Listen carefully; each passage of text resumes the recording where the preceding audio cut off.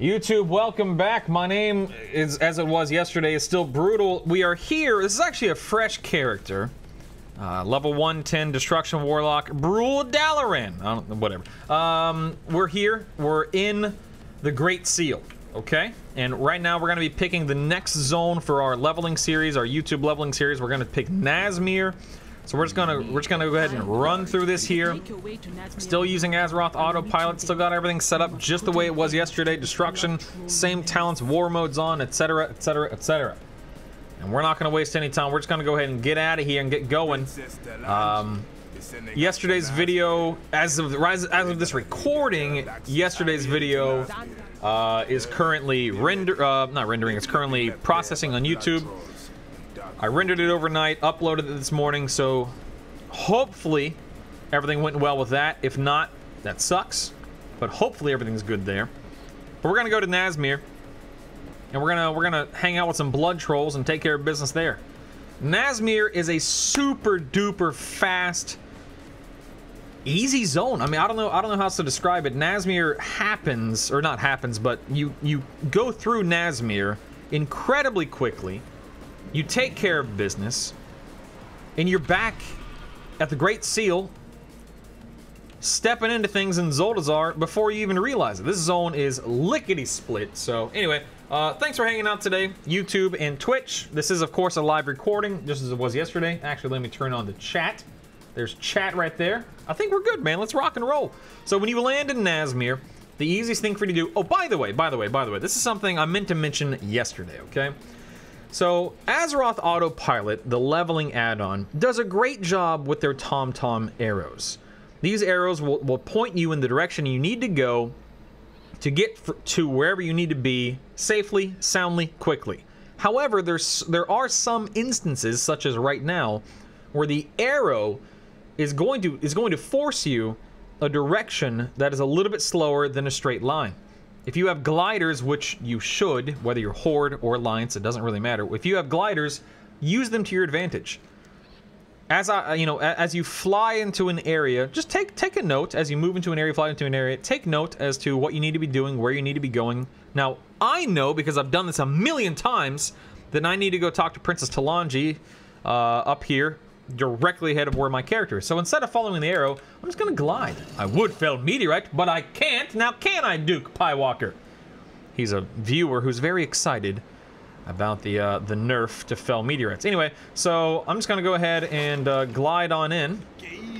Easy now, princess. And I'm just gonna get going. So again, the whole point is I didn't have to veer off to the right and run around and run over the bridge and everything. Just a straight line, glide in, drop, get going. So, immortalized on YouTube. Welcome to Nazmir. You're done. So, something I neglected to show yesterday during the actual leveling session, I did put in that Coltrane clip. That was Coltrane. I don't know if you picked up on his voice. Love that man. But I did inject a Coltrane clip in the YouTube video yesterday, showing you various things that help you get around the world, you know, gun shoes and fell meteorites and stuff like that. Some of them have been nerfed, like the meteorite and the shard. Some of them still have not been nerfed, and hopefully they won't. But right now, we know that the next area, it's about 250, 300 yards away. I can't remember exactly. At this point in time, I could, you know, tuft, I could horn, I could do the cracked Ragnar's control gem, etc., etc. But I'm actually just going to go ahead and gun shoe over there. Doing a tuft yak fur and stuff like that just to travel such a short distance, it's a waste, right? It's a waste because you only have 3 charges of these certain items and whatnot. With gun shoes, it's just a 3-minute cooldown. So my recommendation, unless you know definitively that you have a long way to travel, don't use your big movement CDs. Save these big movement CDs for big movements. And just, you know, roll with the punches with your Sky Step Potions and gun shoes otherwise. Now, right now, typically, my leveling partner, again, who's a Guardian Druid, Teddy Ruxpins, he would be pulling all this stuff for me. So he would be pulling and killing all of these blood trolls while I would be running around burning corpses. I know that he's the tank and I'm the DPS, But from levels 110 to 116 as a Guardian Druid, I can't speak for any other classes, obviously, because I haven't been testing other classes. But as a Guardian Druid, he can run around. That thing died. He can run around. He's using... I'm trying to remember what he's using. I think he's using the... Oops. I'm over here burning the live guy instead of the dead guy. I think he's using shoulders, the Moonfire shoulders, and the... good God. And the cloak, I think. And by using the cloak and the shoulders, not only does he do copious amounts of damage, just unbelievable amounts of damage as a tank, but he also just keeps himself fully healed. Completely healed. So, Guardian Druids have a really easy time collecting mobs, tagging mobs, killing mobs, moving mobs, pulling mobs. Guardian Druids, and I'm sure many classes, many tanks do that as well, but I just wanted to clarify. The reason why you'll see, if you watch us on live, the reason why, or not on live, but if you watch us doing this live, you'll see him pulling and clearing and killing, and I'm the guy that's over here, you know, saying, oh, let me click this, let me move over here.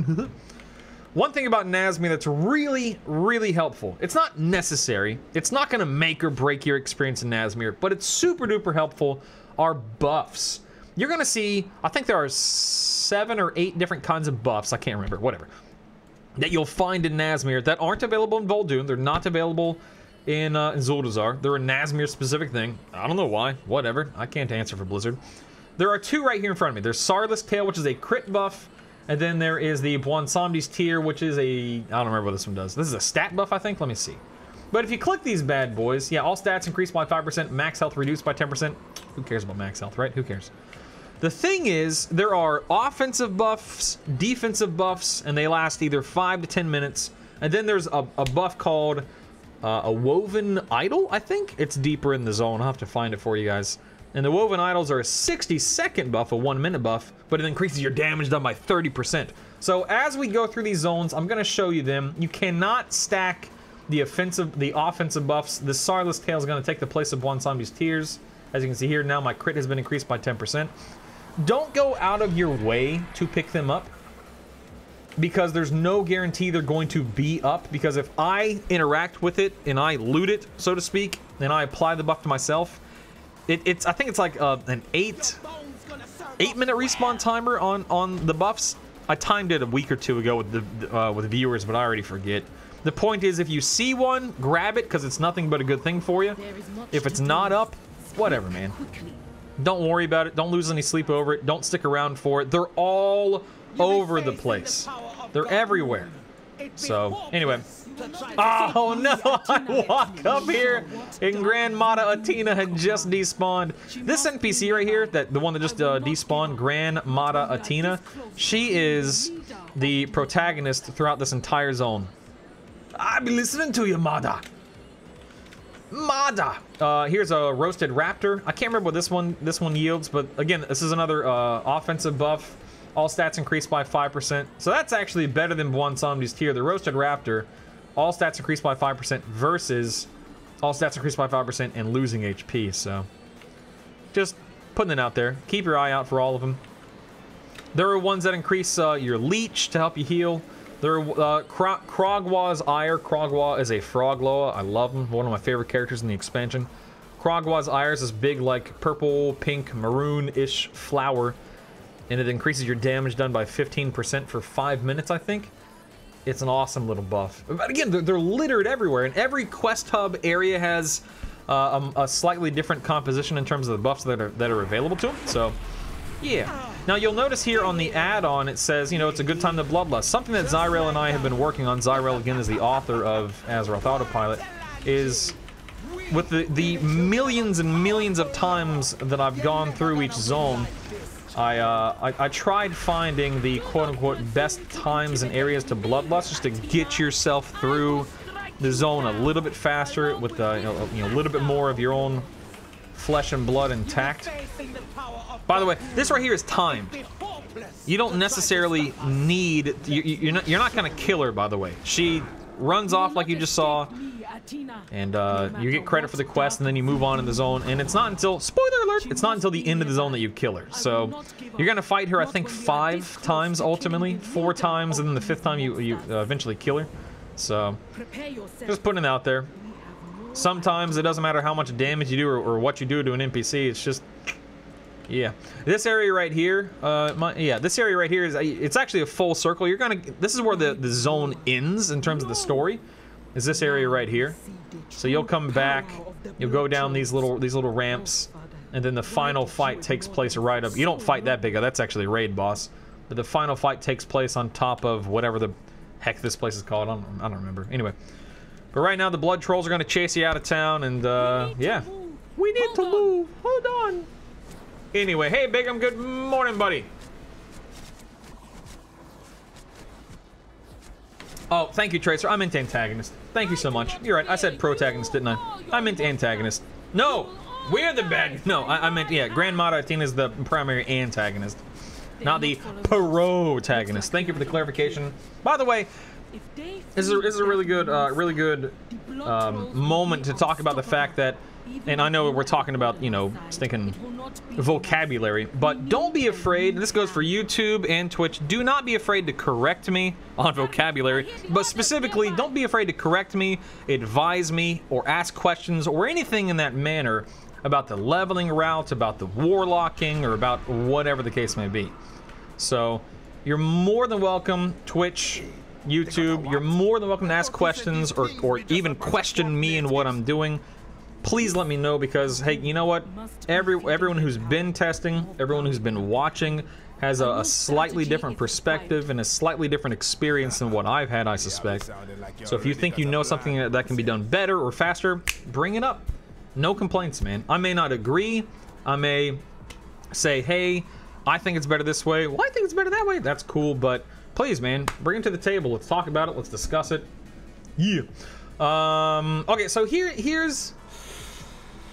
Oh boy. Here's something interesting about this quest right here. When you talk to Princess Talanji, she's gonna RP for like 2.5 minutes. It's a super duper long RP session. It's ridiculous. And there is basically nothing to do right here in this area while she's RPing. So something you can do, and this is totally, completely optional, but something that you can do if you really want to, is there's a quest right here to go kill a named NPC called Tojek, and he's like over here somewhere. You'll see it pop up on my map in a minute. You actually have time to run halfway across the zone, kill Tojek, and come back while she's RPing. No joke. And that's what I'm gonna do in this video.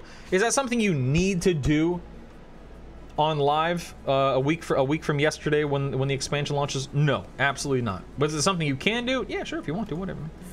So go ahead and talk to her twice, get her RP rolling, and what I'm gonna do is I'm gonna pick up this quest, and then I'm just gonna go ahead. I'm actually gonna use my tuft of yak fur. It's a nice long see how far it is? You can still hear the NPCs talking. They're still gonna do their thing.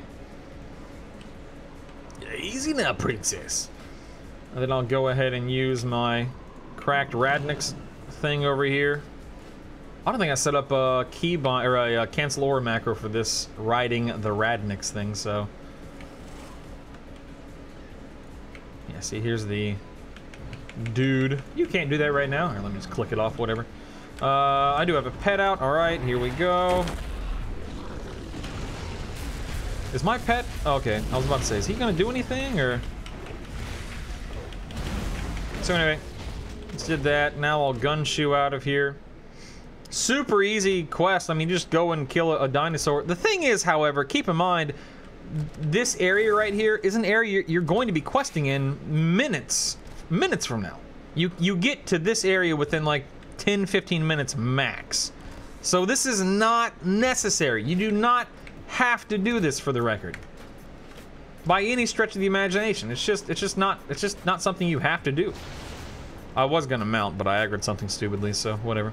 Because this is the area we're right back to where we need to be. They're still RPing. They're almost done RPing. I'd normally be back by now, but I was running my mouth and not paying attention. But this is the only way to save my people. Pick up the flight path. So there it is. Again, necessary? No. Helpful? arguable, whatever. You don't have to do that. You can if you want to. I ultimately probably won't do it myself on live, but I just wanted to show something that is possible to do. It's up to you. Completely up to you. Whatever makes you happy.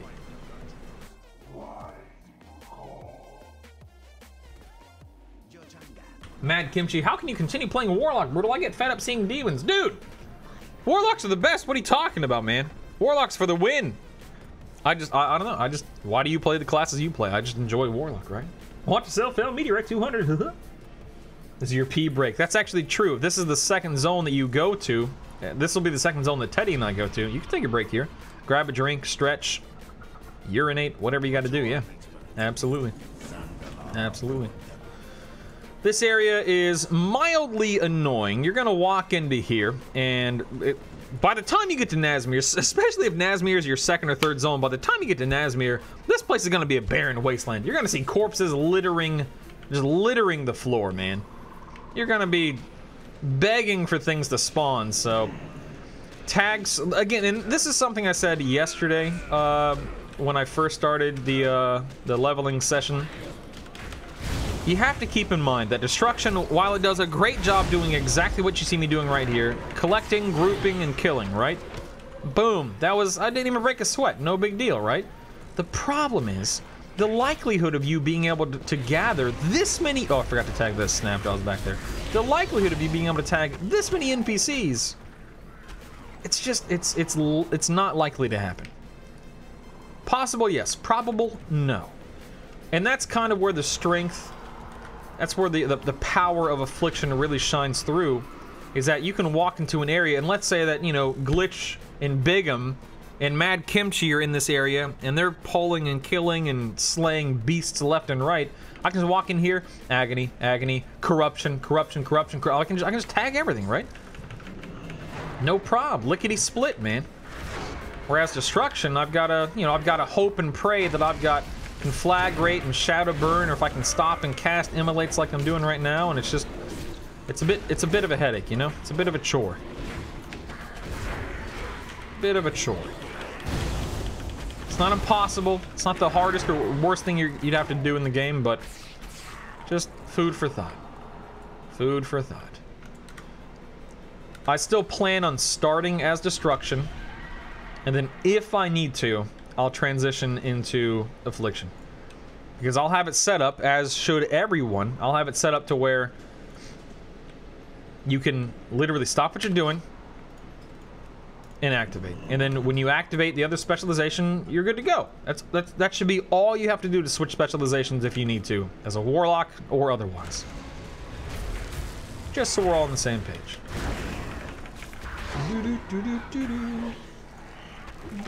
Oh, by the way, this is more for you. Well, I guess this is for both YouTube and Twitch. Today is Tuesday, August 7th. Crazy. Today, the Battle for Lordaeron begins.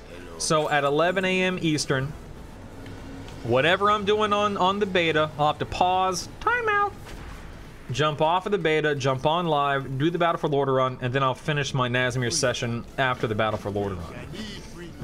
Because I want to battle for Lordaeron. For the Horde. We have new, here, let me show you. Let me show you here. Boom! For the Horde, baby. You see those new Twitch emotes in the chat box? Huh? You see that bad boy? For the Horde, baby. Look at those new emotes, man. They look so good.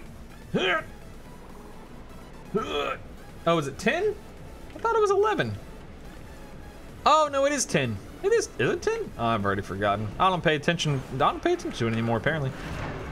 Is it 10? I thought it was 11. Oh, man. Pharesis, you know what? Screw you, Brutal. Dagnabbit. This right here is a great example of the power of Affliction, man. I can just tag these guys without having to break a sweat. Good to go. Again, not that this is hard, like, you know what I mean? This isn't difficult doing, but I'm kind of gimped as Destruction with NPCs moving around like that. Your Bane is in a consolidated area. Your Cataclysm is in a consolidated area. Time to get up into club with the sub. Yeah, Pharesis. That's what I'm talking about, baby. Bartman, don't mind if I do. Thank you, Pharesis, for subbing it up, pal. You're awesome, man. You are awesome. Yeah. Alright, yeah, so I'm sorry. It's not 11, it's 10. That's in an hour and 10 minutes. I don't know why I thought it was 11. It's 11 during, whatever. During, daylight savings, or, when daylight... What, I don't know. Right now, I think daylight savings is in effect, and it's 10 a.m. So when daylight savings is not in effect, it's standard time, and it's 11. I think that's what I'm trying to say. My brain, as I'm sure you can tell, number one, isn't very good to begin with, but I have a really hard time thinking, talking, and fighting at the same time. I very much have a one-track mind. I have a very difficult time not screwing up in game, or not screwing up in my speech when I'm invested in what I'm doing on the screen. So you'll have to forgive me for sounding like an absolute idiot. I don't know, John. I have no idea if I don't know if or what we're getting for this battle. I have no idea. Let's go ahead and glide off of this. Can I show my PvP talents? Absolutely. I'm using Cremation, Bane of Havoc, and Essence Drain. That's what I'm using as destruction. Okay. Wait for this guy to RP. This guy has to RP a couple times while you're doing the quest for him, so just gotta wait for him to do his little cast and upgrade and whatnot. Now, this next area, yesterday, I believe during yesterday's leveling session, I mentioned certain bonus objectives that are not worth doing. This is one of them. This bonus objective is unbelievably awful. These giant iguanas, they don't yield more than like, what, 4-ish%, I think?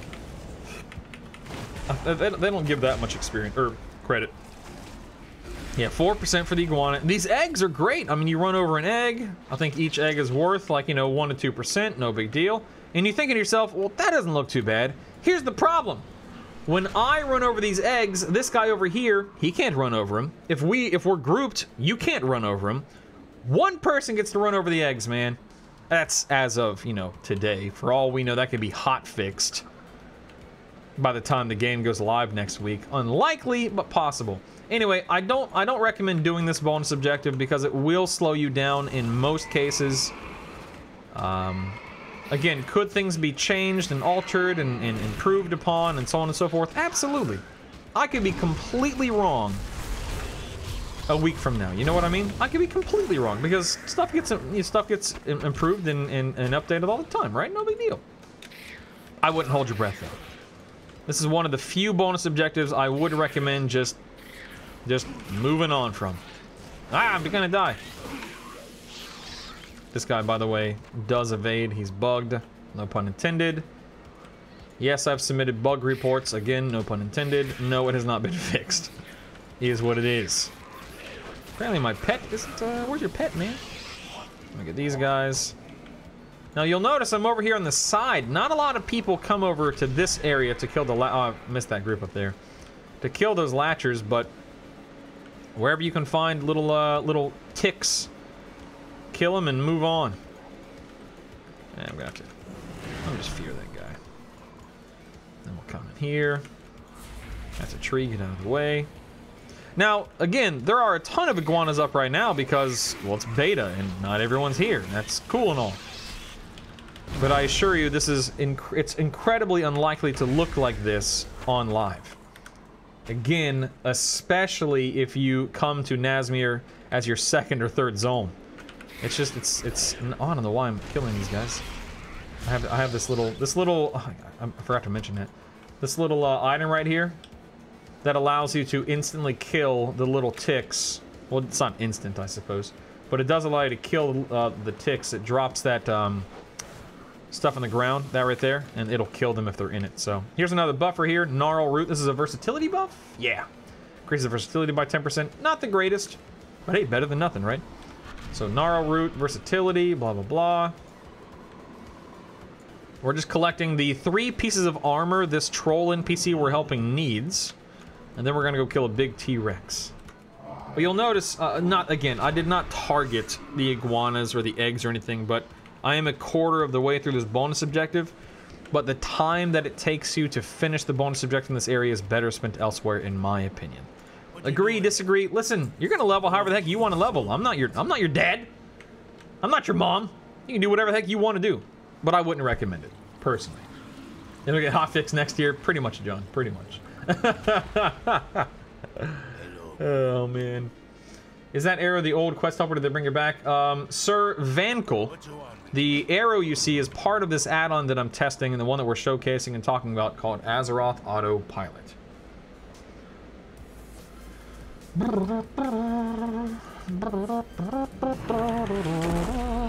This guy's stunnable, as you can see on the left side of my screen, so you can proc your Sepus by stunning him however the heck you want to. And then he's also killable. Lol. We already killed Tojek, if you recall, a few minutes ago, and we're in that area I was referencing. Tojek is right up there. We do not, I don't know why I mounted. We do not need to kill Tojek, so instead, I'm gonna jump on an even bigger iguana. This right here is the oddly shaped horn. Again, the tuft of yak fur, oddly shaped horn. You can find those on the Pandaria continent, in addition to Falling Flame. Where do you get them? Just Wowheaded. I'm not your dad, I'm not your mom. Just go to Wowhead, dagnabbit. I'm sure you've heard of that. I'm sure you've heard of that that website before. Go to Wowhead, dagnabbit. But no, you do get them on Pandaria. The cracked Radnix control gem is something you get from the Argus world.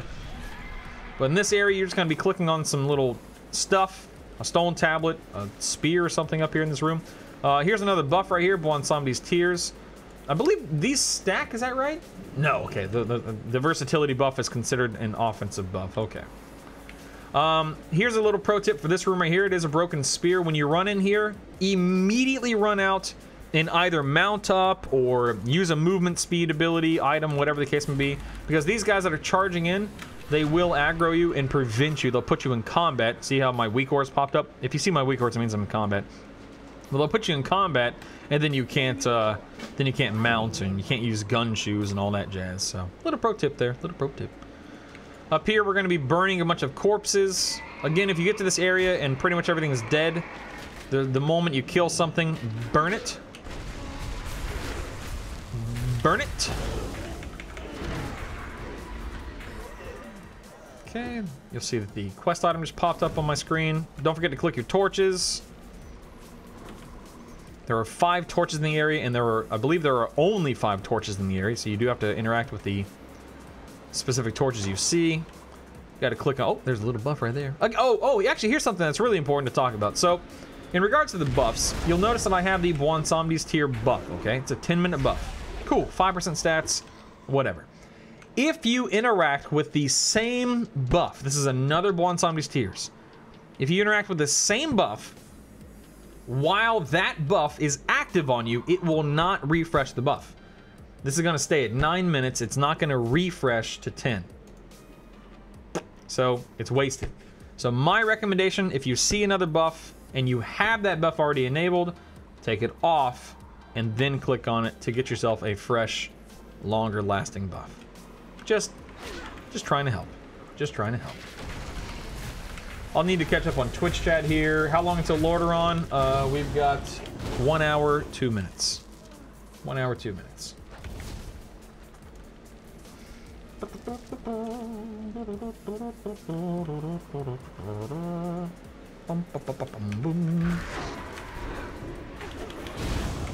Get wrecked. Get wrecked.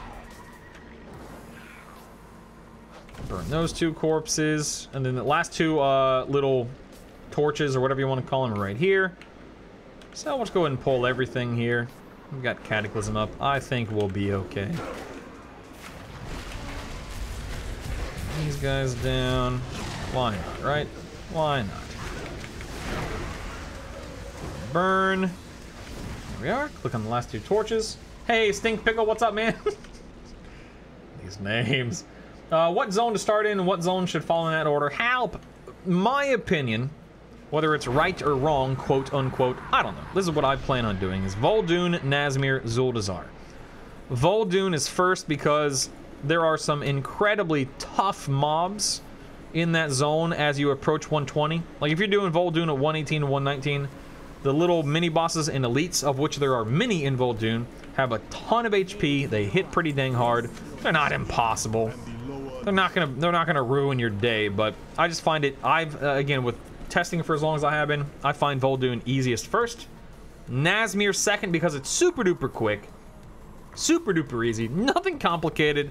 Nothing convoluted about Nazmir. And Zuldazar last, or third, not because it's the easiest and not because it's the fastest, but Zuldazar third allows you, and this is the kicker, it allows you at 118, when you ding 118, you should be in Zuldazar by 117, you ding 118 in Zuldazar, then you go to the docks, where your war campaigns are, right down here, and you're able to do all 3 war campaigns for the Kultir's continent at 118. That way, when you ding 120, you don't have to do them when you're max level.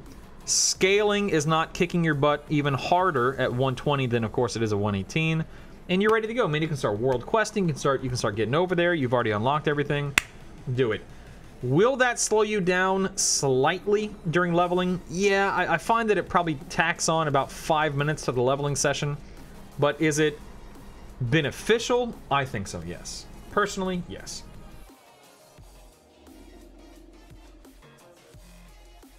Live servers are up. That doesn't mean anything right now, though, right? We still have 59 minutes, if I'm not mistaken.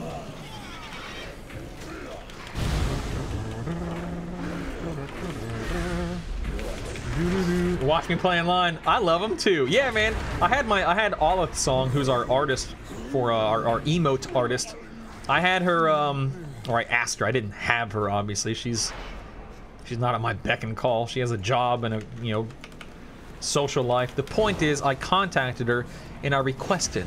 That sounds a bit more dignified and appropriate. I requested that she make a few Horde-specific emotes for us. Specifically, not just for Battle for Azeroth, but I really wanted them for today, the Battle for Lordaeron today. So, thankfully, she was able to accommodate. She said, yeah, sure, I can take care of that for you. And I love them, man. I love them. They look so good. Oh, my goodness. All these new... We have, like, what, 6 new emotes over the... 7 new emotes over the past few days. I had to get rid of a couple of the ones that we've had for a while. But I'm telling you, man, she really did a good job. I think her newer emotes have a lot more depth, a lot more life to them. I love the way they look. Absolutely love the way they look. For people who are wondering in this area, we're just killing a bunch of stuff, looting them for their cursed bones, and then interacting with the phylacteries here. And then you go kill a named NPC. Nothing complicated. We'll come back and loot him after my dot takes care of him. Oh, hello there, random... Did you see that thing teleport on top of me? This poor little guy, this phylactery guardian, has been stuck in this wall/floor for like 2 months now, man. At the beginning of, when you could first start doing Nazmir back in Alpha, this building didn't have, you weren't able to actually stand on the stone. You would fall through the building. And then you would, by falling through the building, it actually forced you to fall through the world. And then you died, and your character was stuck, and it was a mess, man. But hey, that's Alpha. What can you do? That's Alpha. Oh, I didn't need to pull these, but whatever. Whatever, man. Go and proc our Sefus. Get rid of these things here. I'm sorry, did you just knock me up and back and interrupt a cast? How dare you? How dare you? Pro tip, I mean, again, it all depends on how live looks, but you do ultimately have to kill a couple things around this last phylactery, so if they're up, try to come into this area still needing cursed bones. Otherwise, you're just wasting time getting to this area. But again, that's dependent upon whether or not these guys are actually alive. If these guys aren't alive, then just... Oh my god, please stop now. Please stop. Please stop! This is why I love having a tank available to me in the form of Teddy Ruxpins. As he gets in there and I stay back and I cast and he kills. And we both kill. It's no big deal. Anyway. I'm trying to keep up with Twitch chat, but I'm focused on the leveling route right now, the leveling sesh. Are there specific areas we should be using battle standards? No. You'll notice I'm not using them right now because I'm just I don't care. Like, it's beta and I'm not worried about throwing them on the ground because I'm only leveling this guy through Nazmir, then I'm deleting him. But, no, there are not specific areas you need to be using your battle standard. That being said, you need to be using your battle standard. The best and the biggest piece of advice I can yield to you for battle standards, your experience banners, that's what battle standards are, use them. Getting into an area like the area I just cleared is a great time to use a bunch of battle standards. Or not a bunch, but using a battle standard. Use your 15 there if you can. Use your 10 there if you can't use a 15, and so on and so forth. By the way, don't unload on this guy. He RPs and becomes immune for like 20 seconds. It's dumb. It's actually close. I guess it's 30 seconds. Anyway, yeah, use a battle. Like, it's better to use them at a suboptimal level or suboptimal point versus trying to or holding on to them and trying to use them optimally. What I mean by that is, I'd rather have mine on cooldown instead of sitting on them and wasting the, oh, it is about 20 seconds, and then wasting an opportunity to use them. You know what I mean? Just use them. Use them, use them, use them. Way better to use them than to hold on to them trying to perfect your use of them. Here's another buff right there. It's up one somebody's tears. Again, these buffs are everywhere, guys. And we haven't even gotten to the good ones yet. Krogwa's Ire and Woven Idol are the two best ones. Krogwa's Ire, I mentioned a few minutes ago, is a 15% damage buff for 5 minutes. And the Woven Idol is a 30% damage buff for 60 seconds, or a minute. They're awesome. They're absolutely awesome. If you're using gun shoes in this area, be advised you cannot use gun shoes and interact with this NPC at the same time. You can mount and do it, but you cannot gun shoe and do it. You have to be standing still. Beard man or Zappy boy. Stand here for a second, let this guy RP, then you'll pick up his quest, and then you go kill a named right up here. Ugh. There are not very many quests we're skipping in Nazmir, by the way. We are skipping the quest in the tar pits up here because screw that place. It's not difficult, but the stinking oozes have a low drop rate on their oozes. That's the item you need to collect, is a tar ooze or something like that. So I advise you, if you're looking for absolute speed, probably don't do the tar pits, but that's just my opinion. For better, for worse, take it or leave it. I don't care. Just trying to give you as much information as possible to make your leveling session easier and more fun. This changes nothing. This changes nothing. Man, I miss my strange dimensional shards. They were so much fun to use.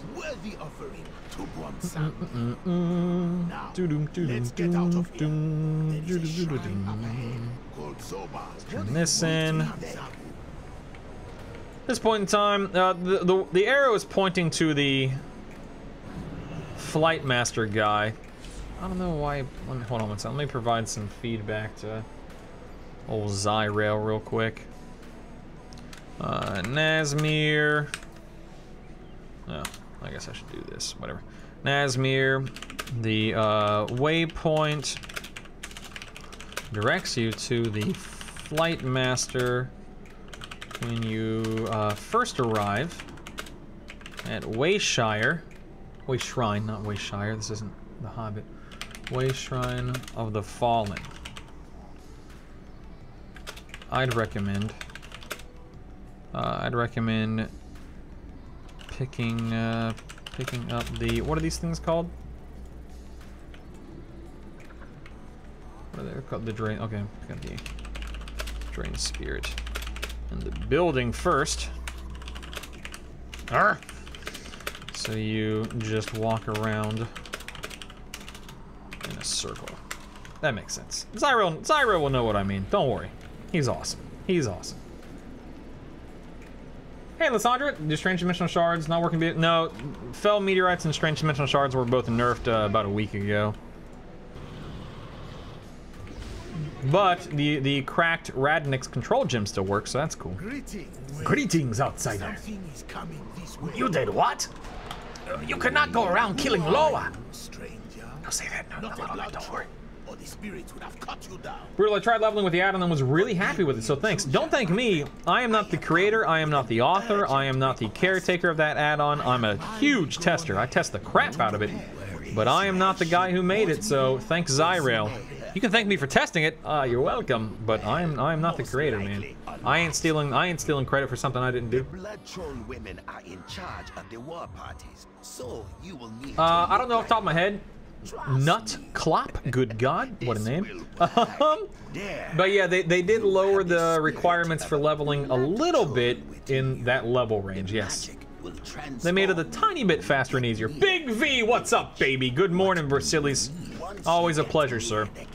Now, normally you could fell meaty right here, but I'd recommend this is another great opportunity for something like a tuft of yak fur, or your oddly shaped horn, or even a gun shoe. I mean, anything that gets you around quickly is best. Now, you may be noticing that we are bypassing a quest to my right that is very much intentional. You'll notice that the tuft of yak fur literally gets us here in the exact amount of time. That's why I used my tuft. You could also have used, I could have also used the oddly shaped horn, but it's genuinely perfect getting you from the way shrine to the burial mound, as it's called. So, pro tip, man. Pro tip. Get your fire mojo, and then let's get going. Let's get going. You steal credit for carrying Teddy all the time. Hey, Freak, what's up, man? I know you've answered this 100 times by now, but what's the order of zones you're doing? I did. I just talked about it. I did. But I don't mind talking about it again. Vol'dun, Nazmir, Zuldazar. Vol'dun is way easier at 110 than it is at 119. That's why it's first. Nazmir is just quick and easy, so do it second. And Zuldazar from levels 117 to 120. By doing Zuldazar third and last, it allows you to do your 3 war campaigns because they're at the docks in Zuldazar. So you do your war campaigns while you're doing Zuldazar. It works perfectly. There you go. That's my reasoning. Some people may agree, some people may disagree. That's my reasoning. What UI am I using? The one that Freak just linked in chat, Robo in a polo.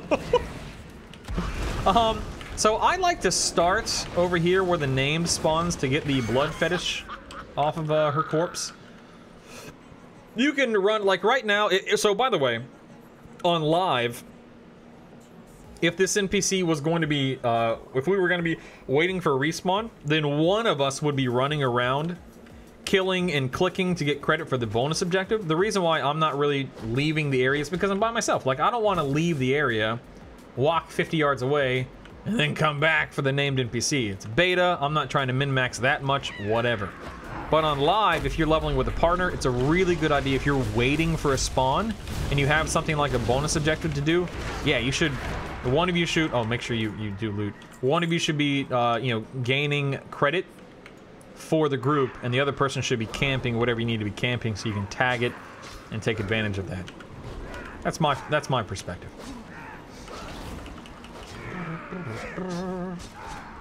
Kaboom. These little mounds of bones and bones need to be burned. That's why you jump up on. You actually don't have to get up on the top. You can just do it from the side, but you'll burn the mounds. Here's a great time to tag stuff. Again, Affliction would have had a far easier time tagging these things. Not that it's super duper hard or cumbersome for a Destruction Warlock to do it. It's just easier for an Affliction Warlock. Just easier. This bonus objective is pretty dang quick, as you can see. It doesn't take a lot of effort to do this bonus objective. I like how I'm inching toward this thing. I do recommend doing this bonus objective. These little totems are worth a decent amount. What is that? 8%, so they're worth 8%. So yeah, feel free to tag the totems as you see fit. You don't have to finish the bonus objective while you're burning the mounds, because you are going to be running in and out of this area, so you can... Those guys don't yield credit for the bonus objective. So you'll see here, the bonus objective is no longer displayed. That's unfortunate. I'll have to update that, or ask Zyro to update that. Might be, I guess it's tied to the areas. Anyway, the point is, you don't necessarily have to finish it right now. You can finish it while you're running in and out of this area. Like, hey, look, there's an NPC over here. Let me just tag him real quick. No big deal. So you do this. Get a little bit more credit. Again, I know it's not in AAP anymore. You can see it in the bottom right-hand corner right here. This quest line eventually concludes up here with a named NPC. These reconstructed tears, you have one of your little quest items to reduce their HP, which is nice. And there's a named in here, the Empowered Caldran. That's the NPC we were just actually getting a quest from a minute ago. He ran off because he doesn't think we can beat the bad guys or something like that, so he kind of groups up with them, and then we got to kill him and show him he was an absolute idiot. You were so wrong, Empowered Caldran. How dare you? At what point do you start the order hall mission thingy at the boat that lasts 2 hours? I'm not going to do that until 118. The order hall missions, and the order hall advancement and stuff is not nearly as important. Well, I guess I shouldn't say it's not as important. It's not nearly as, well, important, useful, powerful, whatever you want to call it, as it was in Legion. Oh, I don't know why I was trying to use my little quest item on the conduits, but that's not what you do here. Anyway, like in Legion, it was imperative you started your order advancement as quickly as possible, because ultimately it led to you being able to equip two legendaries. This time around, your ultimate tier, I say ultimate, but it's actually the bottom, you know, the thing you're working toward, I think all it does is provides you additional war resources or something like that, which I guess, you know, war resources I guess are important, sure, but it's not nearly on the same level in my opinion. So you see my shark swim over there and kill that guy for me? Yeah. Anyway, so you definitely want to do your order advancement. There's no reason not to. It is going to provide benefits for you while you're world questing and all that crap, but I'm not going to stop my leveling process, and I'm not going to waste time going to the boat twice. I'll just do it in one fell swoop at 118. I'll talk to Garona. I'll start the mission. I'll do my war campaigns. I'll start my order advancement all at the same time, and then I'll move on. Simple as that. All right, now at this point in time, you can go ahead and finish your bonus objective if you hadn't finished it already before. Keep in mind, a ton of people are going to be out here doing this with you, so seriously, just tag whatever you can as quickly as you can. Again, if you have an instant cast dot, you know, druids, warlocks, thinking, I don't know, other classes I don't play. The point is, if you have stuff to tag with, definitely do it. Hey, ding! You'll notice I'm not sticking around to kill that guy, even though I probably should have. I'm not going to, whatever. I'd rather go and turn in the quests and then kill him as he's running back to me here. Again, some of my choices may be pretty dang dumb, and you may make very different and potentially better choices, but I'm just showing you what I do, for better or for worse. For better or for worse. Hey, Princess! Macabre? Hi! This guy is interruptible, stunnable, fearable, so you can proc Sephuz without breaking a sweat. The one thing is, I'm going to save my Cataclysms you're about to see, because he's going to spawn 3 guys that will, I'm actually going to stop damage. He's going to spawn 3 guys that make him impervious to damage. Oh, I don't know what the heck. I guess that was my Inferno blowing those guys up, but if he does ultimately go immune like that, just kill his ads and then his immunity drops. Just so you know. Just so you know. Cokes asks, Brutal, in your UI, how do you turn off auto-accept quests? There is an add-on that I use called Quick Quest. Just disable that add-on right there. Azeroth Autopilot also automatically accepts quests and whatnot. This is a great time to gun shoot, by the way. Going through this area, you'll turn into a blood troll. Ah, I lied! You're supposed to turn into a blood troll to prevent these guys from attacking you, but that didn't work. Cool. Cool. I'm going to circle back around to show you that you do, in fact, turn into a blood troll. Or rather, you're supposed to. But if you... what happened there, I wasn't really paying attention. I suspect I was in, I was probably in combat. If you're in combat and you try to walk into this area, you don't turn into a blood troll. So you have to be out of combat. The Krogs, I don't think the Krogs are fooled by your disguise, but the blood trolls are. Let's see if I'm right. Yeah, see? Yeah, the Krogs aren't fooled. The blood trolls are, so you can walk around freely for this first quest chain here, but we're not doing that yet. I just wanted to show you guys. I'm not crazy. I'm not crazy. Gurs, how's AAP? It's awesome, man. I'm a big fan of it, big advocate for it. I think you should definitely be using it if you want an easy, you know, enjoyable, efficient way of leveling. That's just me. Oh, that felt good. Good God. I hope you're ready for today's class reveal, BrutallStatic. You'll be first to get them Warlock specs revealing come out. Yes! Hold on one second. Yes.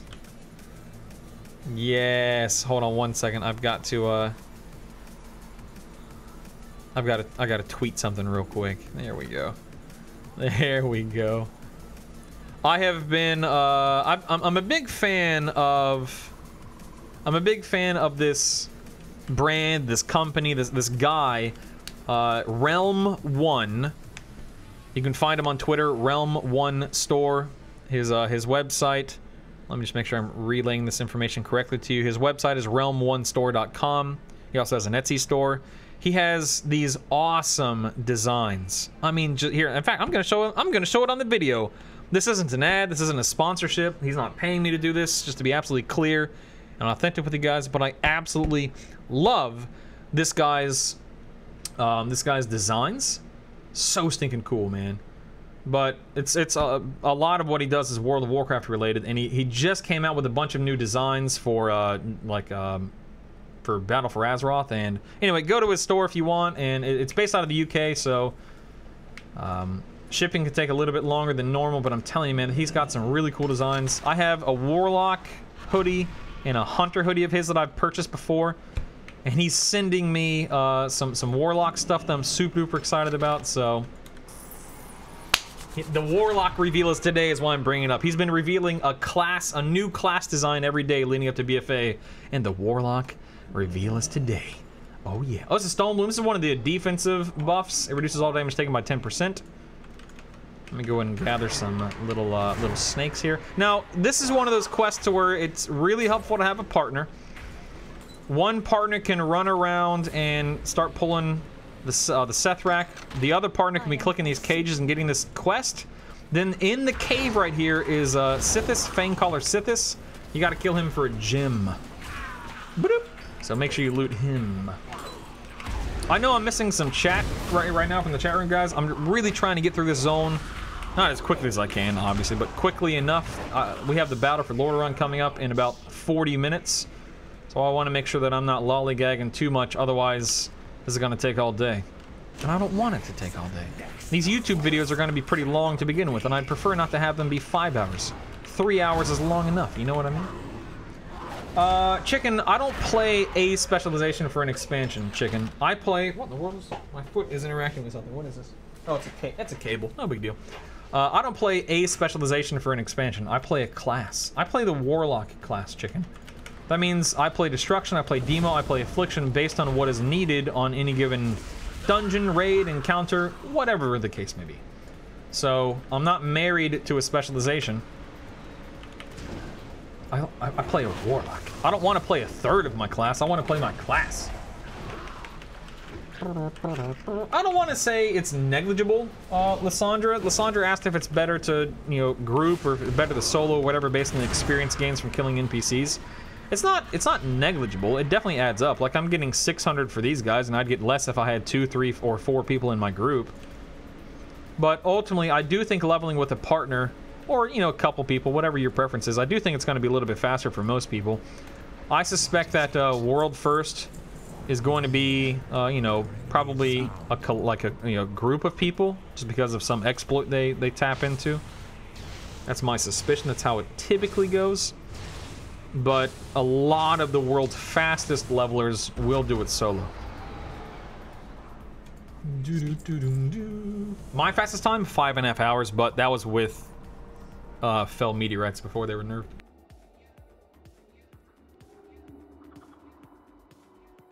Is there an approximate time with this add-on? So, Gurs, an approximate time, it depends on your class, your specialization. Are you good at leveling? You know, are you quick? You know, can you think quick on your feet and whatnot? Can you make good decisions if you haven't been practicing like I have? There could be a big difference.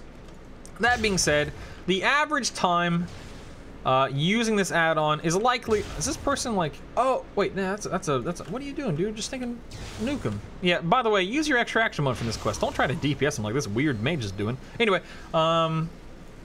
just another. This is all just extra action button stuff. I'm sorry, I got to talk and I forgot to mention that. Anyway.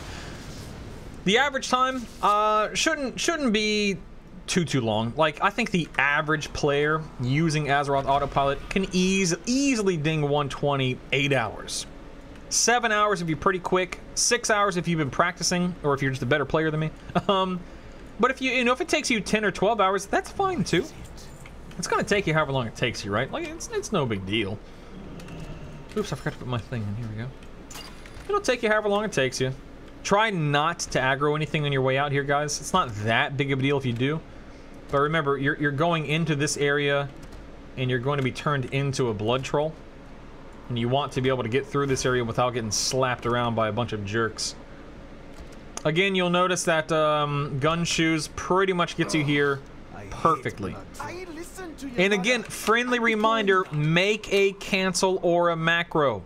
Actually, I don't even have my cancel or macro set up properly. I haven't updated it to include the cracked Radnix gem. But use a cancel or a macro to cancel your gun shoes at bare minimum. The last thing you want to do is be running around and then just having to hang out in an area while your gun shoes expires. Like, make a cancel or a macro. It's not hard. It's not complicated. Just do it. Just do it, dagnabbit. Hey, Zyro, what's up, man?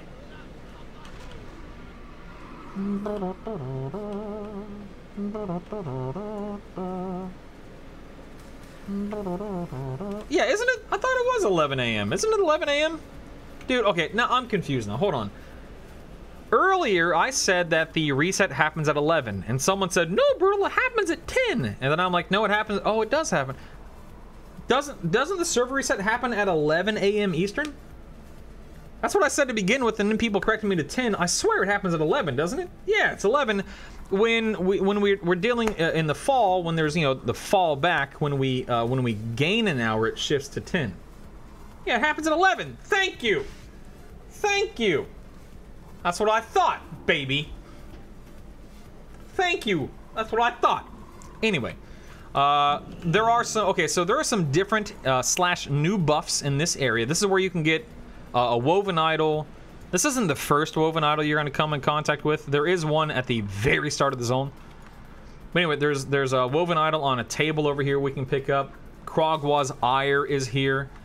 There's also this right here. This is called the Vial of Vampiric Mojo. This is the leech one I was talking about. It's 44% leech. So that's pretty cool. Or I should say it is increased by 44%. The point is, there are some really cool buffs here that you're definitely going to want to take advantage of, and I'll show you where they are, or at least where some of them are. I can't show you where all of them are because, number one, I don't know where they all are. And number two, if someone has looted one recently, then it's not going to be up and available for clicking. But nevertheless, here is a woven idol. So I'm going to go ahead and pick this, even though I don't need it right now because I'm not fighting anything. This woven idol is OP. It gives you a buff called Idol of Rage. That's the 30% damage buff I was talking about. Your haste is increased by 30%. Your damage take is increased by 30%, but who cares? No, but for real, it's awesome. You should pick it up and do it.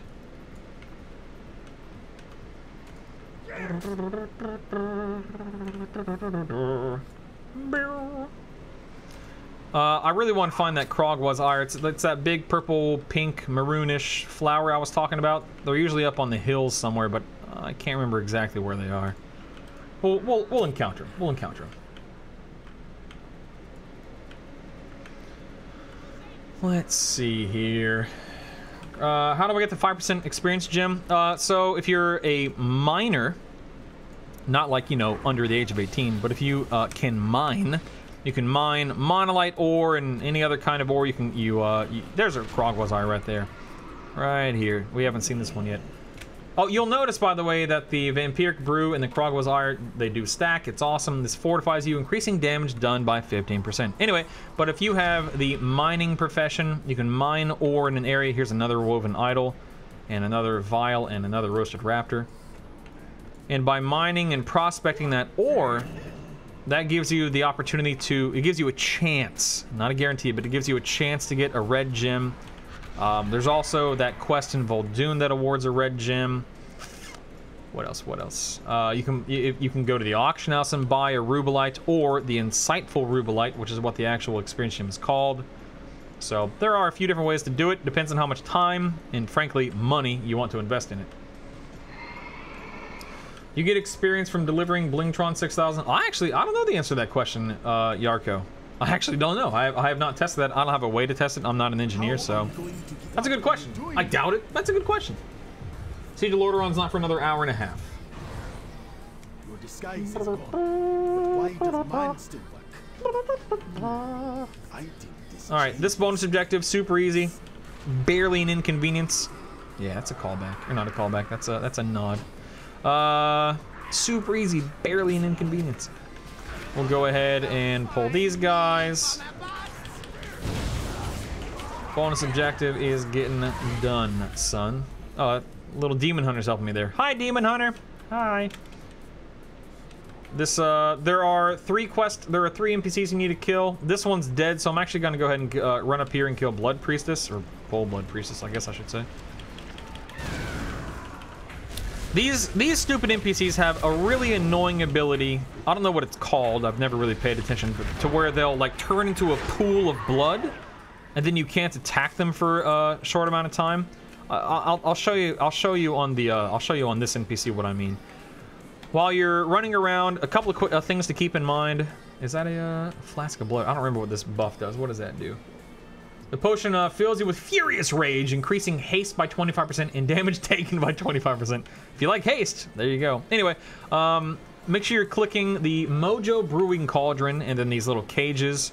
That'll give you credit for your bonus objective. Gonna drink your blood. So we'll do those. Also, something that's really important you're paying attention to are bats. There are bats hanging around this area. There are none visible right now that I can see. Oh, no, that's a lie. There's literally one right in front of me. These tamed war spawn. Use your quest item on those guys. It'll poison them, it'll kill them, and you have to do that 5 times. Here's that one of the other named. I'm gonna let her do her little pool ability. It's annoying because they don't take damage. All right, I'll stop damaging her for a second. Let her do her thing. There she is. So she's in a pool of blood. If you let her walk under you, it's a sanguine pool. It just does a little bit of damage. It's not that big of a deal. Super easy to dodge. Barely an inconvenience.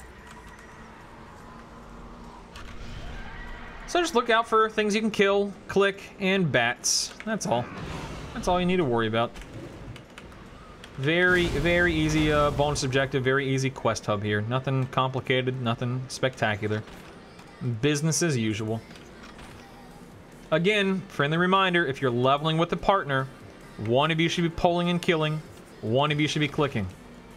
Just, and by the way, since those buffs that I've been picking up are a one person only buff, like only one person can interact with each buff, here's another woven idol.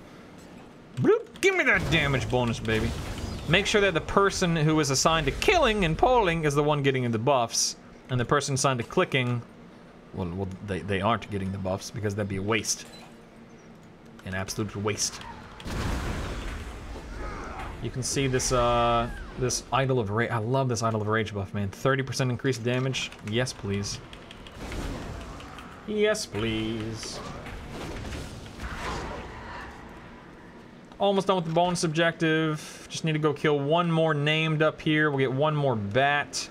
I don't think you can do this on the move. Yeah, you have to stop and cast it. Okay. That's the final bat we need. It's the final blood witch we need.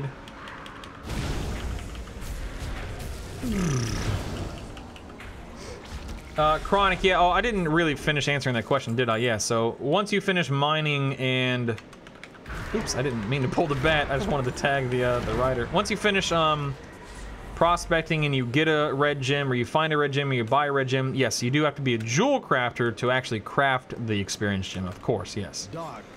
Yes. By the way, if you run in here and mobs trail you in here, they follow you in here, and they're attacking you, this quest chain will phase you, so you don't have to kill them. I mean, don't die to them. You actually don't have to kill them if the mobs follow you in here, because when you talk to Jochunga again, you'll phase. And then you run out here and you deal with a Loa by the name of Harik.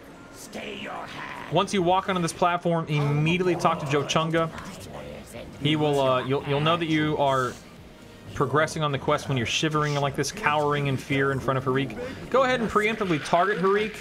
You can start spamming your 1 button because he's gonna pick you up and fly you around, and you just spam your 1 button while... do you have to have him targeted? I think you have to have him targeted. I'll test it here in a second. I think you have to have him targeted. Anyway, that's what I do, is I just start spamming my 1 key so it immediately starts dealing damage to him. You get like a little dagger you start stabbing the Bat Loa with, whatever. Very well then. Now. Let me see if I have to have him targeted. Nope, you never mind. You don't, never mind. Ignore me. You don't have to have him targeted. Just start spamming your 1 key then. Yeah, Chronic, you get the design for the experience gem from the trainer, yeah. My master's power. You did what? You cannot go around killing Loa.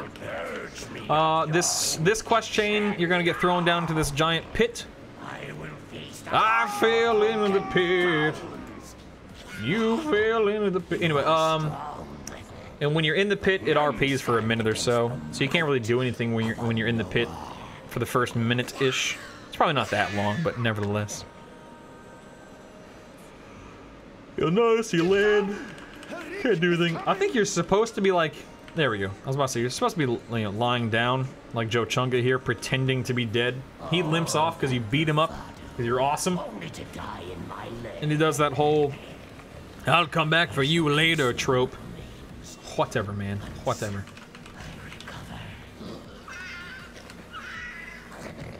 Hope everyone's doing well out there. Thanks for hanging out today, guys. I appreciate it. And you. I appreciate you, too. Good. He believes we are dead. Now we get to go kill the guy. You'll notice it also tells you now's a great time to bloodlust. By the way, if someone's already fighting him like you see here, I hope that he's not dead. Like, I hope you're actually able to encounter him. It's kind of weird that you're not phased for that, but, I mean, whatever. Who cares? Not that big of a deal. It's not that big of a deal. Here's your first Azerite armor from Nazmir. I'll go ahead and pick up the helmet. Watch yourself now. Watch yourself now. I told you I do stupid voices when I'm leveling and questing on, and streaming and crap. I'm sorry. I'm sorry. Go ahead and pick the universal trait. So it's at level 5, level 3. Dang, that unlocks level 5? It feels like it's so far away. Anyway, at this point in time, you can just, like, you know, gun shoe back in here. No, actually, no, I don't gun shoe back in here because you want to gun shoe where you're going next. That was a bad piece of advice. Bad piece of advice. Hold your gun shoes. Do you, Ariel? That's cool. I didn't know that. Oh, you did what? Anyway, now's a great time to gun shoe. You're gonna head up here and you're gonna... There was a quest in Azuna, which ultimately became a world quest in Azuna, that had you walk around on those little runes, little circles and stuff. Well, that quest is back right here. Nothing too dramatic. Well, you just run around in these little circles. Whee! Oops, I think I missed that. I think I messed that one up. No, I got it. Okay. Then you go banging the drum. No big deal. No big deal. Hey, Taves, what's up, man? Dog wants to know where your pet is. Where's your pet, man? All right, all right, all right, all right. I'll summon the pet. I'm sorry. It's been summoned, don't worry. We're gonna run in here. And this next NPC, I know you know who he is. You know him. You love him. Ladies and gentlemen, we have finally gotten to the time when we get to see the coolest, most awesomest NPC in all of Battle for Azeroth. Put your hands together for Bwonsamdi. Well, hello there. Dude, Bwonsamdi's the coolest. He's just, it's just so much fun, man. Anyway, that's old Bwonsamdi there. At this point in time, we're gonna head back out. We're gonna go pick up another quest over yonder. This is a great quest hub right here. The bonus objective isn't too tough here. It takes a little bit, because there's a ton of NPCs. So it does take a little bit of killing to do this bonus objective, but that's not a big deal. In my opinion, the most aggravating quest in this area is actually the one that has you collecting the decaying bloodstones, the remnants of the damned. Golly, man, I hate this quest. Because the decaying bloodstones don't drop. There's no guaranteed drop. So here's my recommendation, okay? This is what I advise you to do. If you're struggling to find reanimated horrors for the remnants of the damned, go to the outskirts of this area. Outskirts of the necropolis. there are tons of reanimated horrors that spawn on those outskirts. At that point in time, you can usually get, you know, 1 to 3 bloodstones for every, you know, 4 to 6 reanimated horrors that you kill. That's what I recommend. Personally, that's what I would recommend. Oh, those guys are dying. Oh well. I'm just go ahead. I'm actually gonna head over here real quick and try not to die. This NPC you need for your quest is immune until you kill the things that are channeling on her. Let me go ahead and drop my kata here.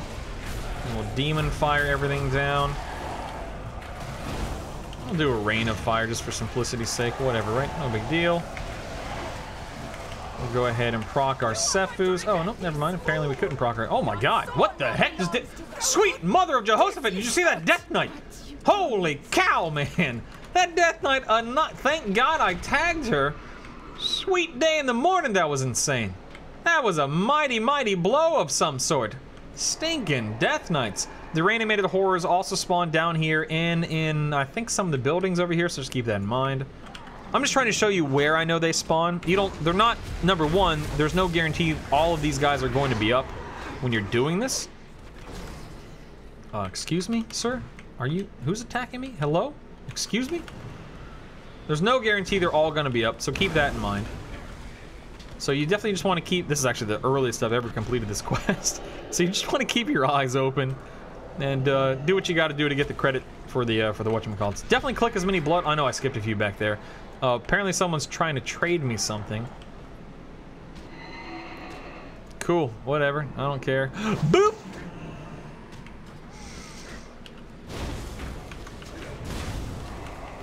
I don't know why that person's trying to trade me gold. It's beta, who cares? But just keep your eyes open for blood, the little giant blood orb things there, and kill what you can kill and get credit for what you can get credit for. Dude, wait a sec. This is a warlock. Let's see. I'm fine, thanks. Anyway. Let's see here. Let's go ahead and head over in here. Again, this is one of the buildings I was talking about with these guys being up. You can actually run in and... Oh, well, here's a little orb. So we'll kill these guys.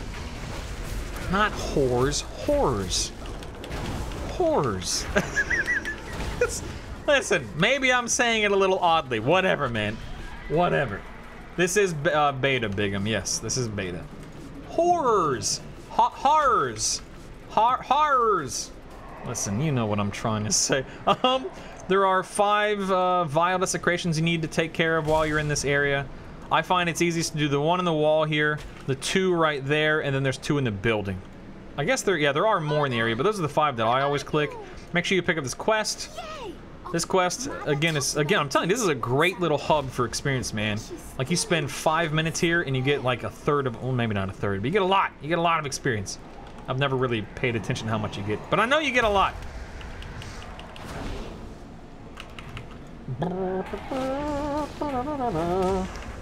Does that pet weak ore also track Grim of Sack? Yes, Kelf, of course. What kind of a weak ore doesn't? You crazy? Let's go ahead and proc our Sephuz. I'd recommend holding your cooldowns. They're like if you have 3-minute cooldowns, then I'd recommend holding on to them. Don't waste them on Warlord Malaja here. She's not a big deal. She crumples. Go ahead and click these 2 things inside. Then we have all of 7% left on our bonus objective. And then we still have a couple of other quests in the area.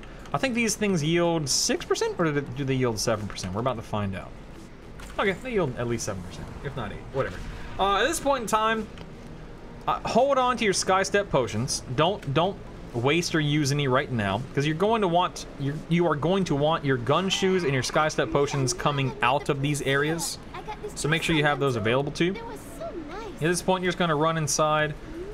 If someone has already spawned the mom down here for this ghost NPC, just go ahead and tag it, get credit, move on. No big deal, no big deal. Mother? This NPC will spawn. Oh, I just realized I'm not buffed. That's okay, whatever. This is not, none of these fights are very hard. I'm telling you, man, Nazmir is a super quick and easy zone. very little can go wrong. Very few complications within. Very few. I don't know why I'm not proccing my Sefus. I'm not paying attention to what I'm doing. You don't have to stick around. This is where you want to sky step out. You're likely going to aggro something. It is what it is. You'll sky step out of this. Coming out of this area right here, you're going to gun shoe out of this area. Now remember, you cannot gun shoe if A, you're in combat, or B, you're in like a cave or a building or whatever the case may be. You don't have to kill this guy, by the way. However, I'm choosing to because I want to gun shoe when I get out of here. But you do not have to kill this guy. Just keep that in mind. You come in here for what's in the box. Then you skedaddle. And coming out of here, I'm going to gun shoe. Hello? Gun shoes? Can only use outside. I am outside. There we go. You'll gun shoe over here. You want to turn in this quest that you were able to do and complete. Remember, use your RP walk keybind to slow down so you can interact with NPCs. Then you head back. And you go inside and you talk to Bonsam. Then you come outside and you fight Grandmata Athena again. Hip hip hooray. By this point in time, your Sky Step potion should be basically off cooldown. So you can Sky Step out of this area again just to get out a little bit faster.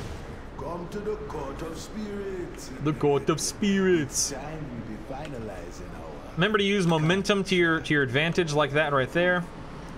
Even if Sky Step had fallen off, I was able to use it. Oh, and also, I think I talked about this yesterday on the stream. I don't know if I did. During RP events like this, it's a great time to rebuff, to sell crap, disenchant stuff if you're an enchanter, clear your bags. Do whatever you can do to just repair and stay on top of things. Keep those bags empty to the best of your ability. Much like I'm doing right now. I mean, yeah, you kind of have to have some, you know, some foresight, a little bit of knowledge as to when these little breaks are, but nevertheless. You get a pretty good weapon with this quest right here, Grandmata Athena. You're only going to take her down to like 50-60% health. It's not a big deal. I like to pop my cooldowns on her just to push her a little bit faster. She RPs, gets out, she roots you for a little while, so you can't really do anything while you're waiting around. Other than, you know, stuff and whatnot. Hold on one second. Such audacity. Such audacity! Goodness me. They go and be mighty sorry.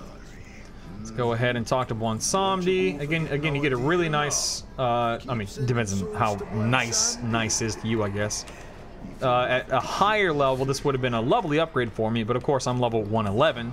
So oh, this is a great time. Let me go back to where I was. This would be a great time to use one of your 3 big abilities. I've got 2 charges on Mr. Iguana left, so I'll go ahead and Iguana out of here. You could also gun shoe, but your gun shoe is probably going to be in cooldown because I told you to use it to get out of there. So anyway, great time to Iguana. So just go ahead and Iguana your way out of here. You would fell meteorite, but you can see that the Iguana basically gets you to where you need to be. Lickety split. So it lasts just about the right amount of time. So here's pretty much the biggest run of the zone. I think it's the biggest run of the zone.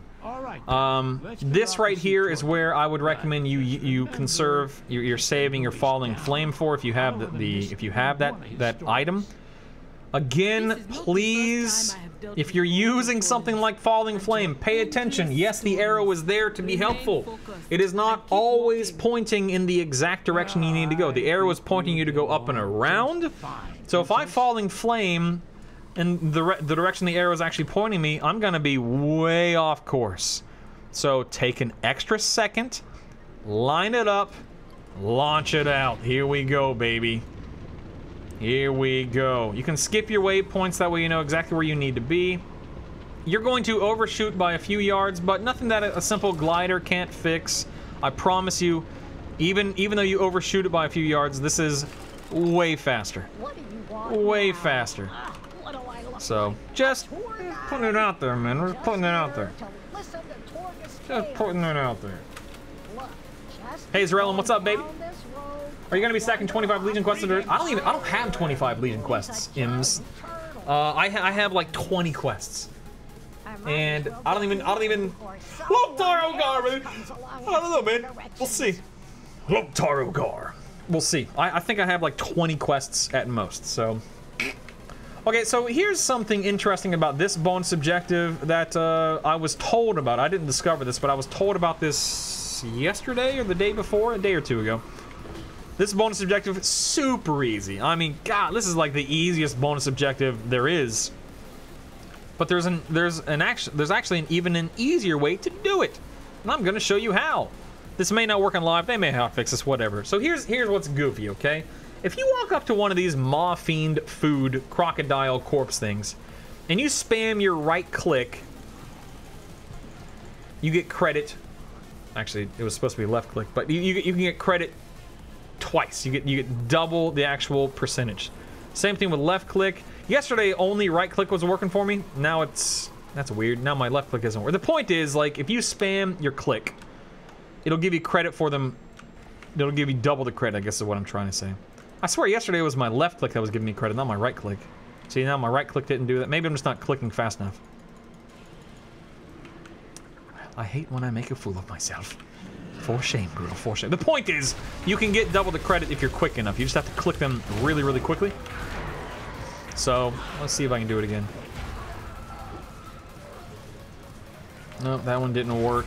Maybe it's certain... The point is, it does work occasionally? Sometimes? Maybe? Let's try this one. 68%, 77... No. Oh, yeah, 86. There it is. 89. Oh, God! It won't stop. So anyway, you can just try it. Just spam click. It may work for you. It may not work for you. I'm a noob. Whatever. Nothing new. Nothing new here. Nothing new here. For the Horde glitch. For the Horde, baby. Is leveling with a 5-man group good? It has its benefits, but I don't think it's necessarily quote-unquote the best or the fastest for the average player. Personally. Hasselhoof. What was that lizard called? Those Tuft of Yak Fur, Oddly Shaped Horn, Cracked Radnik's Control Gem. So they only have 3 charges, so use them wisely. Use them wisely. Shameless.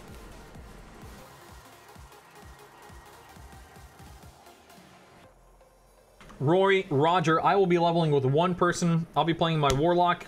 My leveling partner is a Guardian Druid. Quests that I'll be doing when BFA launches: mining quests, herbalism quests in Dalaran. I might do a Chromie quest, 4 Falcosaur quests, pet battle quests. That's about it. That's about all I got, man. Did I miss anything? Let me look at my list here. There's like 2 or 3 quests in Wargamar you can do. That's about it. That's about it. Let's go and pick this up. We are, at this point in time, let me think. We are, I'd say we're not exactly halfway through Nazmir, but we're approaching the halfway point. We're approaching the halfway point. At this point in time, like my leveling partner and I, we were normally at this point in the zone. I'm trying not to exaggerate because, you know, I can't remember everything exactly how it unfolds, but we're usually here in a little less than an hour. And again, I'm doing my best not to exaggerate, not to embellish and whatnot. But it usually takes us a little less than an hour to get here during our beta testings and whatnot. This little area right here, nothing complicated or difficult about it. There are Krogwa buffs here for the 15% damage. There are Woven Idols here for the 30% damage buff. The most annoying aspect of this quest, finding enough cannibals. Cannibals are all over the place, but they're kind of spread out a little bit, and they respawn rather slowly. So you need 10 of the cannibals to complete your quest. So just be on the hunt and be on the lookout for the cannibals. There is a rare that spawns in this building. That's what that moonkin right there is killing. So feel free to grab a buff if you see one. No reason not to. And then just make sure you're tagging cannibals. You may have to deviate a little bit from the... Oops. May have to deviate a little bit from the route. But as a whole, it shouldn't be too bad. And by route, I mean, you know, just taking a direct route to the quest NPCs you need in this area. It's not a big deal one way or another. Oh, the bloodletting debuff here, by the way, it does hurt a little bit, so be careful if you are soloing or if you're not, you know, someone who can regenerate health during combat and whatnot. It is a little bit painful. Just, oh, that, by the way, this right here, yesterday I talked about buffs that you get. This is the Boon of Bwonsomdi. This is the little ghost explosion thing I was talking about yesterday on yesterday's stream and in yesterday's vol'dun video. It's a really cool little buff. There are a variety of buffs that you can get in each zone that you can pick up at altars in every zone. That doesn't make much sense, but the point, what I'm trying to get at is, in this zone you can get the Krogwa altar buff and the Bwonsomdi altar buff, and they're really cool, man. I like them. I like the Bwonsomdi one the best, but I love the fact that you can just pick up these buffs from altars. And Azeroth Autopilot does tell you... Nice subby. Let's hop in the tubby. I didn't say it, you said it. Thanks, KJ. I appreciate the Twitch Prime sub, baby. Azeroth Autopilot does tell you where to pick up the buffs when they are incorporated into the route to the best of AAP's ability. So just keep that in mind as well. Oh, pro tip, I should have done something a minute ago. When you get to this area of the little Nothivore and you're doing this quest where you have to kill the NPC that spawns in this hut, and you have to talk to Shoke, if you're leveling with a partner, split up. One of you start spawning the little ads for Shoke. One of you pull this NPC up and start killing it up here. Or if you're soloing, just tag the NPC in the hut and then come up here and talk to Shoke. Just letting you know, it's pretty much the protocol, the course of action.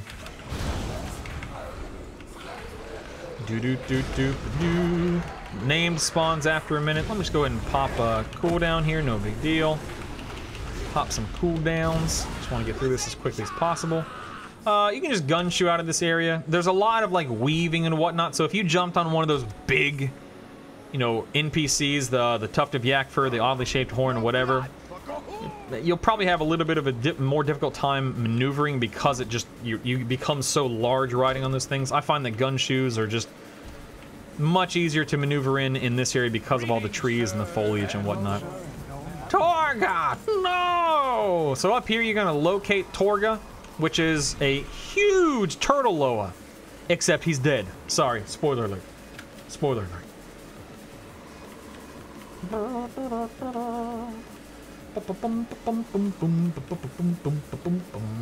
Is there anywhere to play BFA beta? Try me. Yeah, on the BFA beta. You can play BFA beta on the BFA beta. That's a great question. How do you find the fun factor of leveling compared to WoD and Legion? KJ, that is a great question. I am of the belief that Warlords of Draenor leveling is the best leveling that WoW has ever had. The bonus objectives were new and fresh and fun and exciting, and they yielded tremendous experience. There were what? 1, 2, 3, 4, 5 leveling zones. Is that right? 1, 2, 3. I think 5 leveling zones for each faction. That was awesome as well. Every zone was unique and different, had a different storyline. The cinematics were interesting. Of course, after the leveling in WoD, everything kind of started falling apart, but Warlords of Draenor leveling was something I thoroughly enjoyed and I thoroughly loved, and just blah blah blah. That's how I feel. Do I think that Legion leveling or BFA leveling is bad? No, by no stretch of the imagination. This leveling is fine. It's adequate, but really that's all that it is in my eyes. It's adequate. They don't really add anything new to the leveling system. They don't really improve the leveling system in BFA. Not dramatically by any stretch. So it's not bad, but I wouldn't say it's anything, you know, extraordinary. What am I doing here? Oh yeah, you just run into this area. You're actually running into the Husk of Torga, which is kind of gross and sad. But you're going to come in here and you're going to drain some leeches, some little ticks and leeches and whatnot, and you're going to kill some trolls and... Oh, dagnabbit, I'm going to have to... Oh, no, okay, there we go. Again, as I continue to say, if you're leveling with a partner, one of you should be blowing up leeches, and the other one of you should be killing NPCs, so... Oh, that guy already blew it. Oh, no, that did count for me. Okay, nice.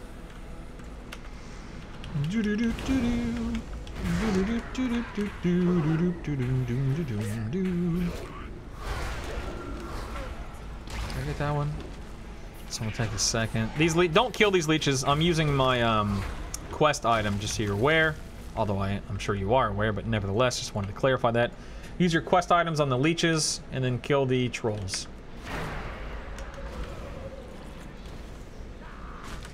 There is, okay, so this is, I need to show you guys something that's actually really important real quick. You have 3 quests right now for the Tusk of Horror. I'm actually going to do something you don't want to do. The one thing you do not want to do, you do not want to run in here and interact with, engage, and kill Summoner Yars until you have finished your other quest. Once you kill Summoner Yars, this guy right here, Jungo, this little old god entity creature thing, there's like a 30-second RP event. It's aggravating. You just sit there. Jungo just chokes you for 30 seconds. But anyway, there's this RP event for about 30 seconds, and then he picks you up and throws you across Torga's husk. Oh my god, look at all these. Look at all these guys. My goodness. Essentially, you want to finish this area with Summoner Yars. You don't want to start with Summoner Yars. Just putting it out there. Just putting it out there. There's also this weird... Hold on one second. There we go. There's also this weird... I don't want to call it a bug, but there's this weird thing. Let me go ahead and try to kill her real quick. Where every once in a while, when Jungo picks you up and throws you, it'll throw you all the way across Torga's husk, which is what you want. And then there are times to where when he throws you, it throws you about 15 feet, and that's not what you want. That's what's annoying. So, he RPs, he grabs you, starts choking you, showing you who's the boss, etc. Does it make sense to turn in Legion quests? I mean, you have to be friendly in all zones anyway. I mean, Ims3J, the time and the effort that it takes to hit friendly. I hope you guys can hear me over this RP. Hitting friendly is easy, man. Hitting friendly is not difficult at all. I'm halfway through Nazmir, and I'm already stinking, you know, halfway through friendly. Hitting friendly is a joke. See how it only throws me like 15 feet? I don't know, maybe they fixed that. Anyway, hitting friendly is a joke, man. If you use AAP, you're gonna be much closer to honored, let alone friendly. So that's not a challenge whatsoever.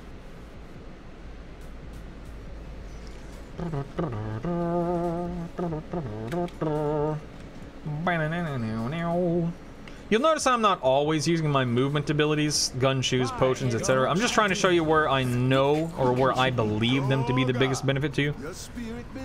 You have a channeled spell thing right here. It actually doesn't take this long to summon Torga and get credit for the quest. It only takes like 20 of the 30 seconds, so. Yeah, Xehanort, this is a recording for YouTube, so. So have I, So have I, man.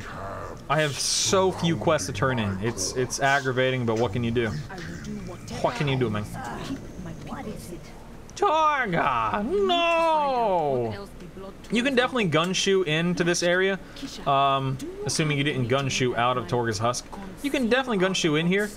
Is it really that necessary or worth it? Probably not, because what you can do is you can just get right here. You can start here and work your way in. This bonus objective is super easy, barely an inconvenience. Nothing complicated or convoluted about what you need to do here. You're just killing crap and interacting with crap. That's basically it. Kill and click. Click and kill. That's all you gotta do. Oh, friendly reminder about chests and whatnot. Listen, if you want to stop and loot treasure chests, man, be my guest. I'm not going to stand in your way. But most of them don't yield experience. And getting war resources... I don't know. Maybe I'm short-sighted in this regard, and maybe I'm ignorant toward war resources.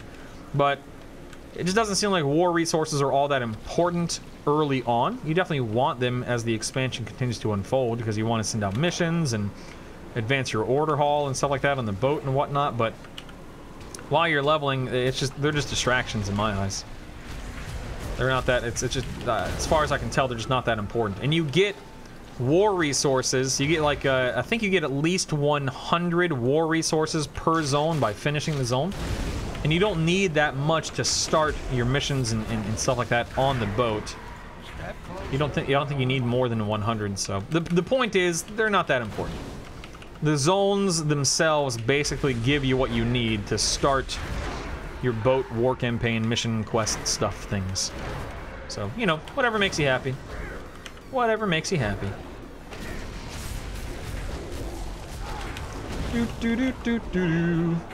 The biggest thing you want to keep your eyes out for in this area are these little blood orbs. You need 8 of them. So as you clear to them, make sure you interact with them. Again, you're just using your quest item on them. Target them. Use your quest item. Move on. Bundu, what is that timer you were using for your timing your levels? That's a program called Live Split. It's not an add-on.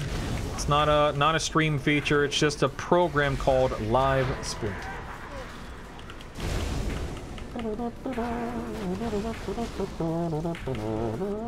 What add-on gives you the arrow? 60. That is Azeroth Autopilot. It is a BFA leveling add-on. Works for Horde and Alliance. For the Horde. For the Horde. Heavy Harper, the Horde symbol with wings. Oh, that's awesome. Oh, man. Scare you jealous. Don't get caught on stuff like me. Kill these guys. Again, you can see I'm not really rushing through this area. I'm not tripping over my own feet. You're basically just clearing from one side, you know, from one end of the area to the next. Nothing complicated. Over here is a scroll you got to click on the ground. That thing right there. Another blood orb, another turtle for your bonus objective quests. Just do what you got to do here, man. I have a whopping 20% left in my bonus objective, so I'll go ahead and pull these 3 NPCs. Here we go.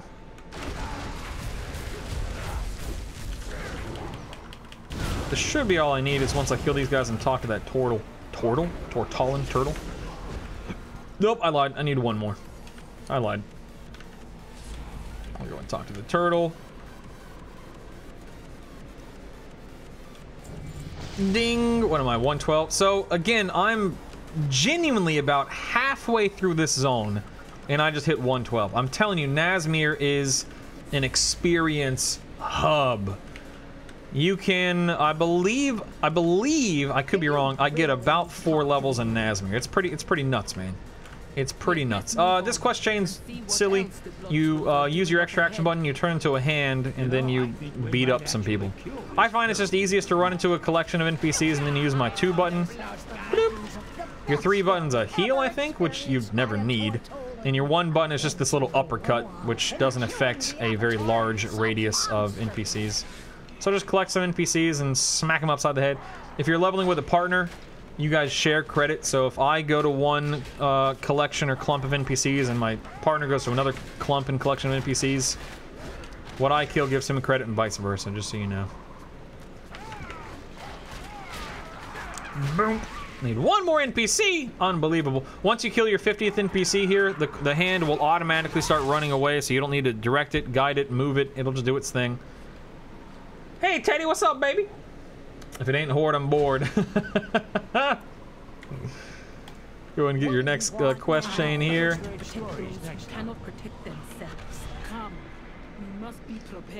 This quest chain is mildly annoying because of the stupid skull crushers and the butchers and stuff you need to get. The butchers drop the meat that you need. The skull crushers, you just have to kill 4 of them. And then you have to sanctify, or you have to place some sanctifying totems.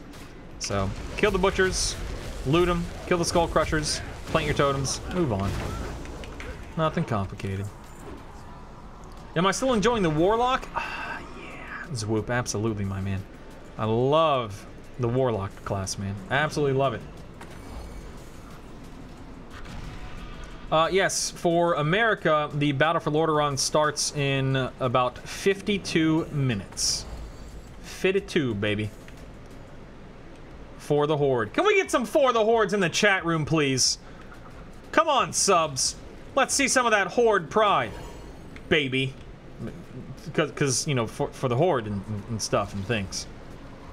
My my emote artist made me a couple of new emotes last night, and they're so good, man. They're so stinking good. I miss you playing Hunter. Maybe I'm the only one. No, I mean, I definitely miss playing Hunter too, but the Warlock just does it for me right now, brother. For the Horde, for the Horde, for the Horde. Yeah! Wait a second, for the Khadgar. Wait a second. That's not right.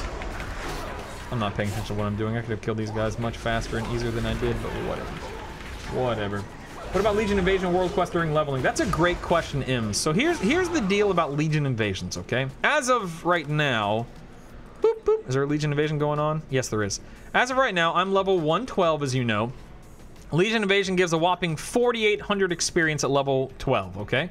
I'm sorry, not an invasion, but each world quest in Legion Invasions gives a whopping 4,800 experience. At level 110, it gives 74,000 experience per world quest. It's huge. It's absolutely monstrous.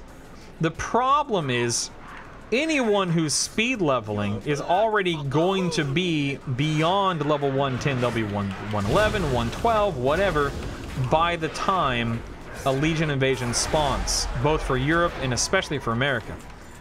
Europe does get a Legion Invasion 30 minutes after the expansion goes live. That's Europe. America doesn't get a Legion Invasion for 7.5 hours. I would hope you can ding a 111 within 7.5 hours. So, they're not really worth it at this point in time. And that's just the way it goes. So, if a Legion Invasion is up when your alt is 110, or if you are, you know, working late, or if you have a dinner date, or if you have school or whatever, then yeah, it may be worth doing, certainly. But as a whole, not really, no. Excuse me, Mr. Butcher, could you come over here, please? Thank you. Thank you. Thank you. For the coal train, yes! For the coal train, baby! That's what I'm talking about. Alright, we got our parts of Torga. Let's go turn this in, then we'll go kill Jungo. That took me a lot longer than I expected it to because I was talking in chat and not really paying attention, so that's my fault.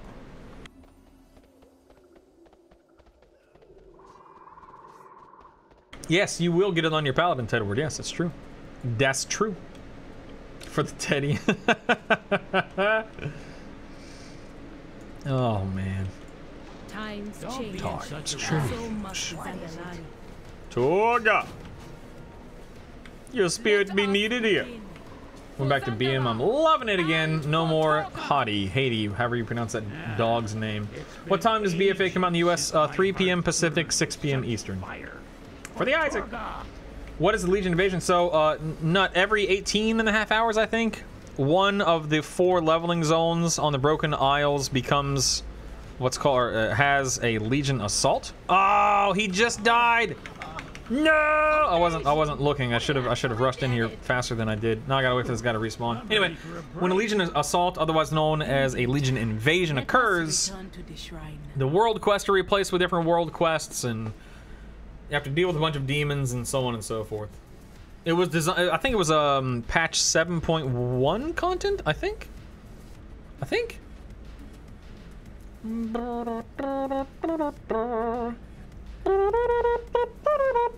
Gotta wait for Jungo to respawn. 4, I am become death, the destroyer of worlds. What? Oh man, this is one of the more annoying things about leveling, is when you have to wait for something like this to respawn, because there's no way to move on without it. You can't. You're at the mercy of waiting for a respawn. Questions about the bonus objectives. I always struggle with knowing when I need to just stop and finish it versus when they're going to be more questions doing. So, Never Nude, you will be happy to know that there are very, very few bonus objectives that you quote unquote should skip. I believe there's all of 1 in Nazmir. I can't remember. Did I skip any in vol'dun yesterday? I don't remember. There's all of 1 in Nazmir that I don't recommend you do. But as a whole, you pretty much do them all while leveling in BFA. Never. How long should it take to level up speed class like Pharaoh with your add-on? It's not my add-on, for the record. It is not my add-on. But to answer your question, it shouldn't take you... for quote-unquote speed leveling, it should not take you longer than approximately 8 hours at most for quote-unquote speed leveling. My leveling partner and I plan on doing it Go ahead and get out of here. Once he's RPing like that, just go ahead and just skedaddle, man.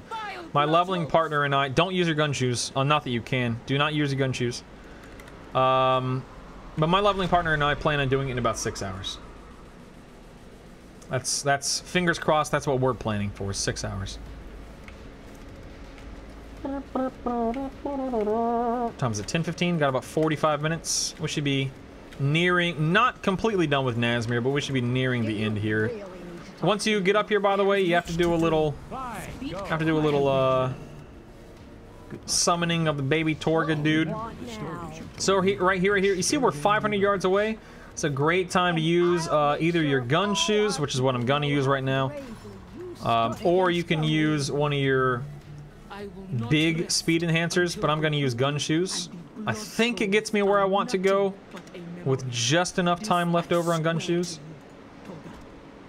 In fact, I should have time left over, I believe.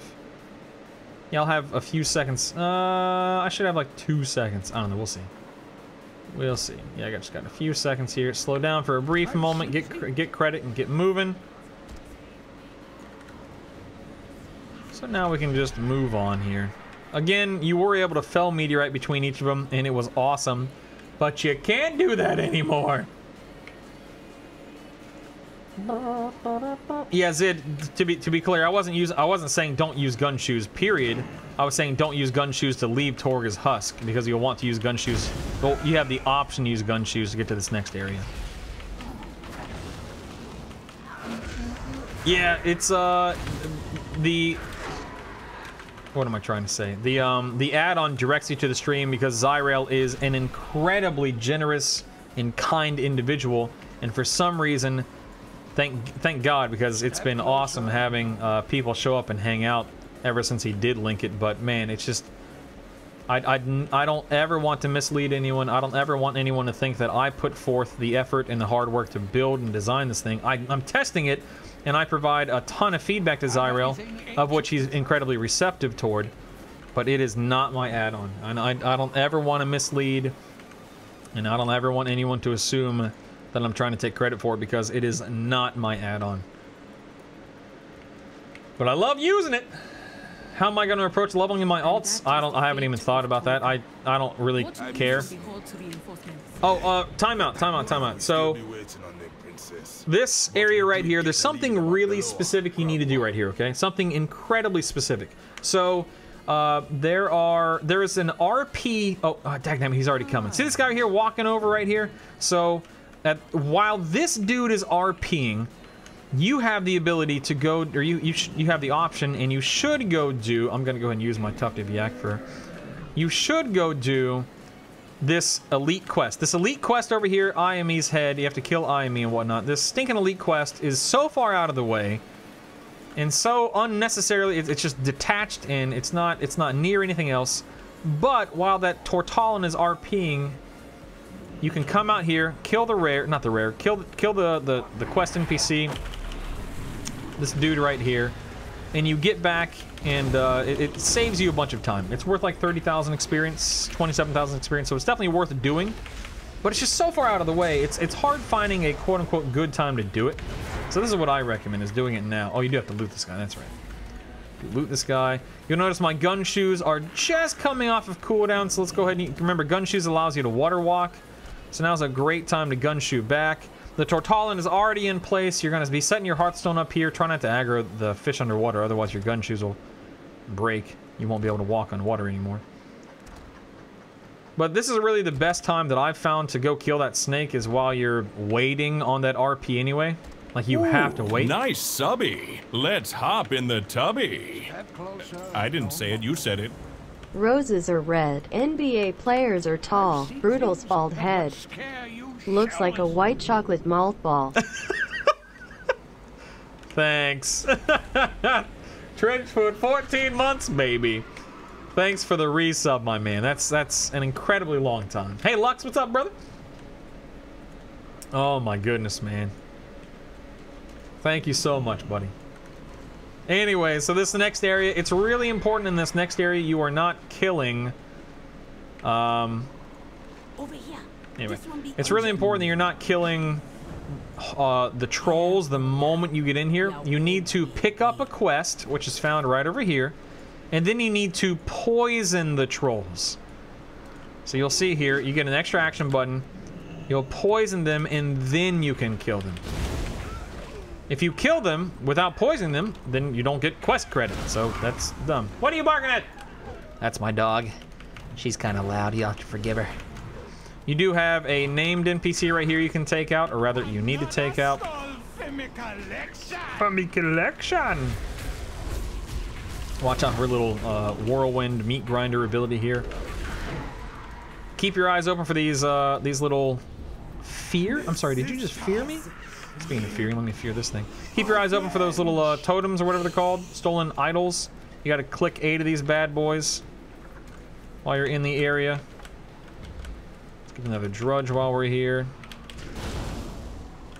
The poison you're applying to them does do damage to them, by the way. That's why they're dying so quickly. I'm just gonna go and kill these guys. I only need to poison one more, and I want the idols near these guys, so I'll just go ahead and kill them.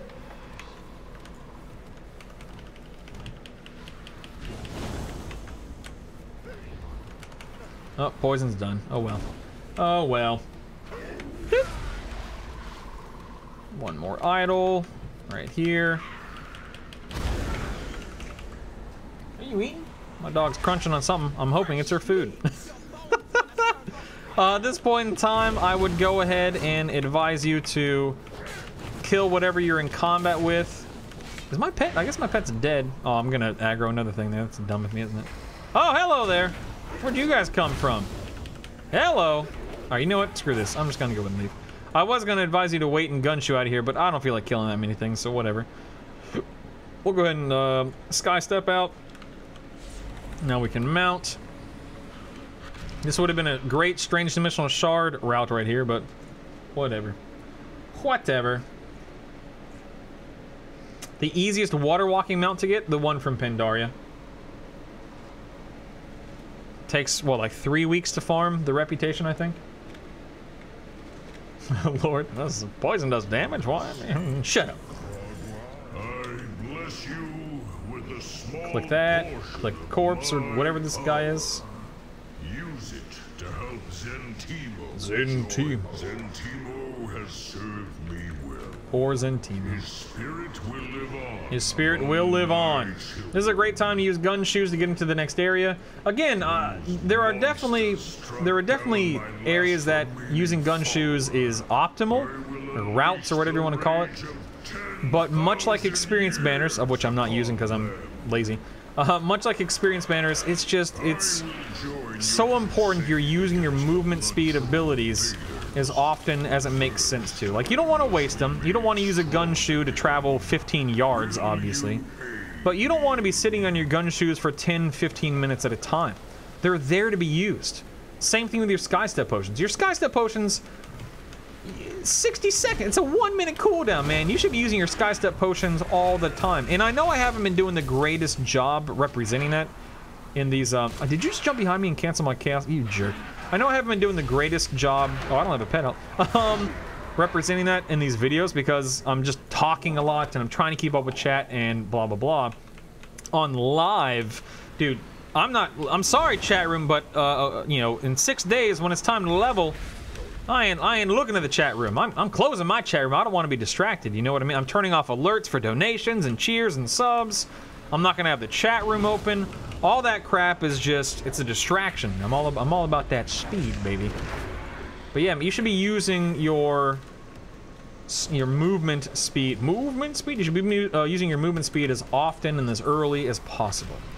By the way, this quest over here sucks. I hate it because these stupid glowflies respawn so slowly, and if I loot some glowflies, then you cannot loot those glowflies until they respawn, and it's like a 2-minute respawn in the glowflies. So sadly, this is just one of those stupid quest hubs that you gotta do.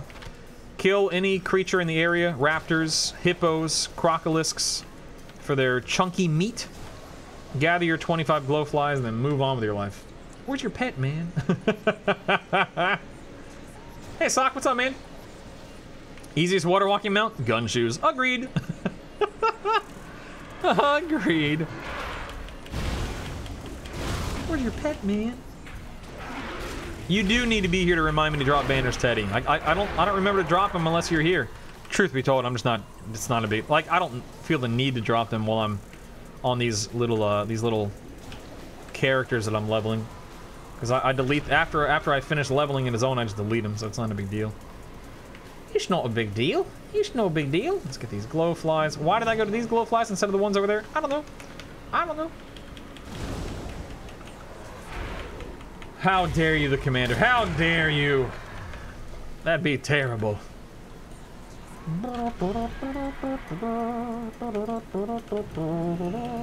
They are personal, fail. Glow flies are personal, not only individually, like outside of the group, but they're also personal inside your group. So if Teddy and I are leveling together, which we will be, his glow flies don't count toward me, mine don't count toward him, and when he absorbs them, they disappear for me. So it's one of those stupid quests that is not easily done together. Very aggravating. No, leave me alone! I hate when I get dazed and dismounted like that. It's so aggravating. Quit dazing me, dagnabbit! Stinking daze. This is another easily done bonus objective. The only, again, really the only complicated thing about bonus objectives is whether or not NPCs are going to be up when the expansion launches, right? There's no guarantee. There could be absolutely nothing up when you first get here, man, and then you'd have to just twiddle your thumbs until things spawn. And then you got to make a decision and a determination: is it worth it to stick around for the additional X minutes while things spawn so you can get credit? Typically it is, as long as you're not wasting a ton of time, typically it is, but there might be some occasions where you leave because things just are taking too long to spawn or tag or whatever. So just to make sure, Legion Invasions are only good as long as you're level 110. Correct. Anything past 110, it's a complete, utter, and total waste of time. Correct. What are we at? 30 minutes until the Battle for Lordaeron. Oh yeah. Can we do the Battle for Lordaeron as a community? I think we can, can't we? I think. What do you want, you stinking crab? Get out of here. Crab doesn't yield credit toward this bonus objective. I don't want to kill you. How much additional time are you anticipating will be added to your leveling from beta to live? About half an hour, give or take. I'd say about half an hour. I could be completely wrong, and if I am, who cares? But I suspect it'll be about half an hour. Do I have Bane up for this? Yes, I do. But that's assuming everything goes smoothly, right? That's assuming there aren't any server issues, there aren't any, any choke points with, remember the WAD choke point whenever... Stinking seagull! Remember the WAD choke point? Stinking seagull! The little spyglass that you had to click or whatever it was? Man, that was a mess. I'm pretty sure nothing like that exists, I guess I should be saying, in BFA. I'm hoping the Thanos... With sharding technology, it shouldn't be a big deal with everyone having to turn in stuff into Thanos if they're holding on to the Battle for Lordaeron quests, or Magni out in Silithus, or whatever the case may be. Pretty sure with sharding, everything should be fine. Fingers crossed. I'm hopeful. Here's another different buff. It's called the Sapphire Amarani or something like that. It increases your mastery, so that's another buff you can get while you're out here. They're not very common. They're really only on the coastal regions as far as I know. But it is a 10% mastery buff, so that's cool. That's cool. Am I going to claim Realm first? No, no. I sincerely, completely doubt that. I'll be one of the first to 120, certainly. But the first? I doubt it. I don't level that effectively. The add-on is nice and does a great job. I have a pretty firm and whole and complete understanding of the leveling zones and the routes and whatnot, but I can't imagine I'd be the first person. Not likely. Not likely. Let's kill this little named right here.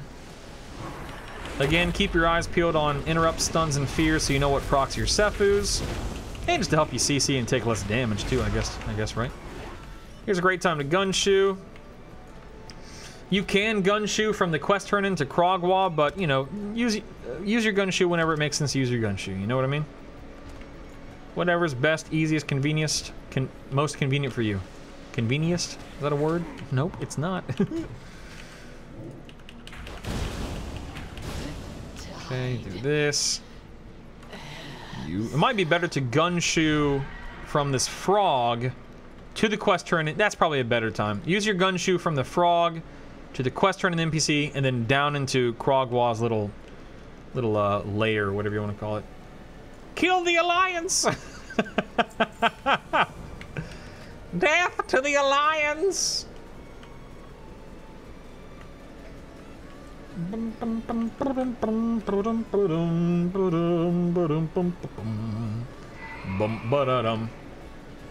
we go. From here, you gotta click on these little, what are they called? Frog totem piles? Okay. Kior says, Brutal, not to ask an off-topic question, but I can't resist. What do you think of the lore direction Blizzard's taking or chosen for the Horde? Sorry this has been asked already. You can ask whatever you want, man. I don't care. Listen, I'm not a lore aficionado. I don't know every single thing. I don't really have any ideas or concepts as to where we're going. Do I think Sylvanas is going to be Garrosh 2.0? No, I don't. I think there's more to Sylvanas than meets the eye, and I think Blizzard will do a little switcheroo or something for us.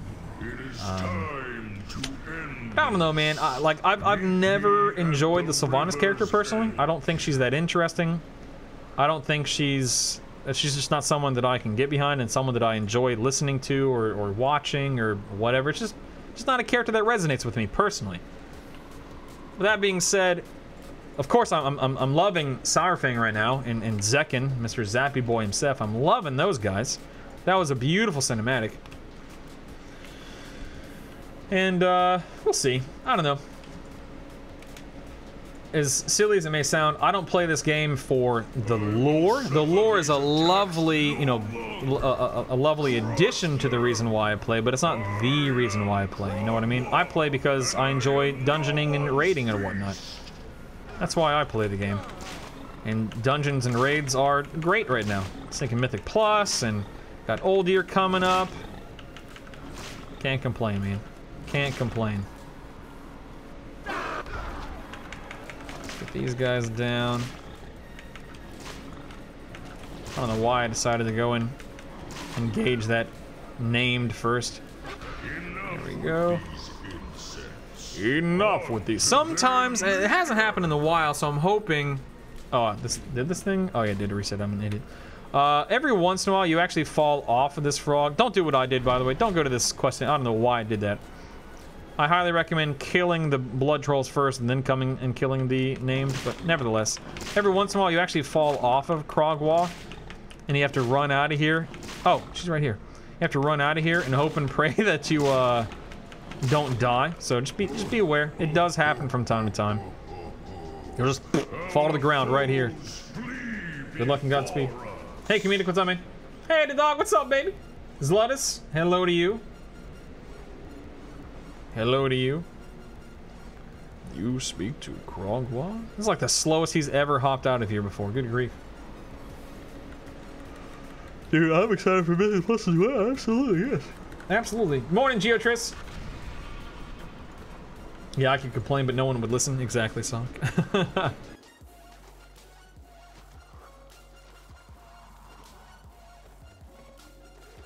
Good to see you're still around, Hulk. Flexing it up. Here's where you're going to Hearthstone. Using your Hearthstone saves you a ton of time, so get comfortable and familiar with that. There you are. I just heard Mutamba's report. It seems Turn in your quests. quite an adventure. This next quest chain is one of my favorite. I love this next quest chain. Data. Love this quest chain. Oh wait, nope, I'm sorry, I'm jumping the gun. The quest chain I'm talking about is probably still another 10-15 minutes out. This quest chain is fine, whatever. Nothing special about this quest chain. I'm talking about the one where you get Titan Keeper Hazrel or whatever his name is. The big stone dude that you have to reboot. That's the one I'm talking about. I jumped the gun there. Sorry guys, I really jumped the gun. Administer your antidote. Let's see. The last time we were here, you were able to... Yeah, see how the question mark already spawned up here?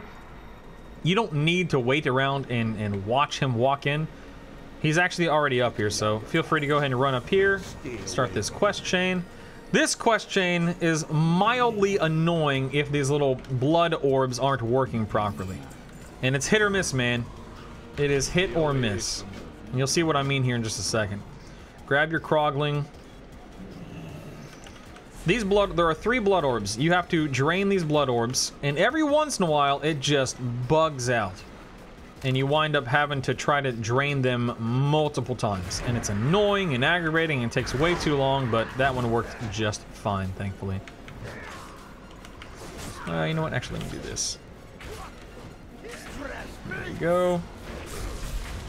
We'll go ahead and proc my Sephuz here. Keep your eyes out for battle Krogs, like those guys right there. I'm sorry, are you about to fear me? You jerk. Keep your eyes peeled for battle Krogs. They're not rare or anything, it's just, you know, you need 5 of them. And they don't spawn in every area around this this little Zalamok place. So grab and kill what you got. Do-do-do-do-do. Ba-da-da-da-da-da. Go and kill these guys. Try to avoid aggroing the warrior. The warriors, like I just did, they just have more HP than the average NPC in this area, and they slow you down. That's all. That's the only reason. They just slow you down. Still need 1 more battle Krog. Hey, Thyloon. Since the factions are on different areas, is there a clear advantage to Alliance or Horde leveling? I haven't leveled as Alliance, so I don't have any first-hand experience in this. I've heard that Alliance... See how that got interrupted? See how that got interrupted? Might have been something I was doing, but I wasn't really paying attention. Anyway, I've heard Alliance scenario... the Alliance scenario is a little bit faster, but in terms of actually leveling through the zones, I don't have a clue, man. I don't have a clue. Your guess is as good as mine. There we go. Just need 1 more Krogling. Or Krog. Ah, I forgot to loot the head. Don't do what I did and forget to loot. I have a bad habit of not looting because I'm just moving around from one area to another. So pay attention to the NPCs you need to loot. Otherwise, you're just gonna be wasting time like I just did. Wasting time! Alright, we need 1 more Krog. I hate... This is why I say pay attention to where the Krogs are. And tag them when they're up, because this is annoying. It's a Sarlisk. Where you at, Krogs? Welcome to how it's gonna be on live, ladies and gentlemen. Slow and steady. I don't see anything. I don't see any Krogs in the area. Good grief. Whatever. No big deal. I had to wait 4 minutes for a battle Krog to spawn once. Yeah, that's what Zerkum just said in Twitch chat. Yeah, I don't doubt that, man. It's annoying. Now, keep in mind that the more people are in the area, the faster the stuff will spawn. But as a whole, like, this is... I hate this crap, man. I hate when this happens.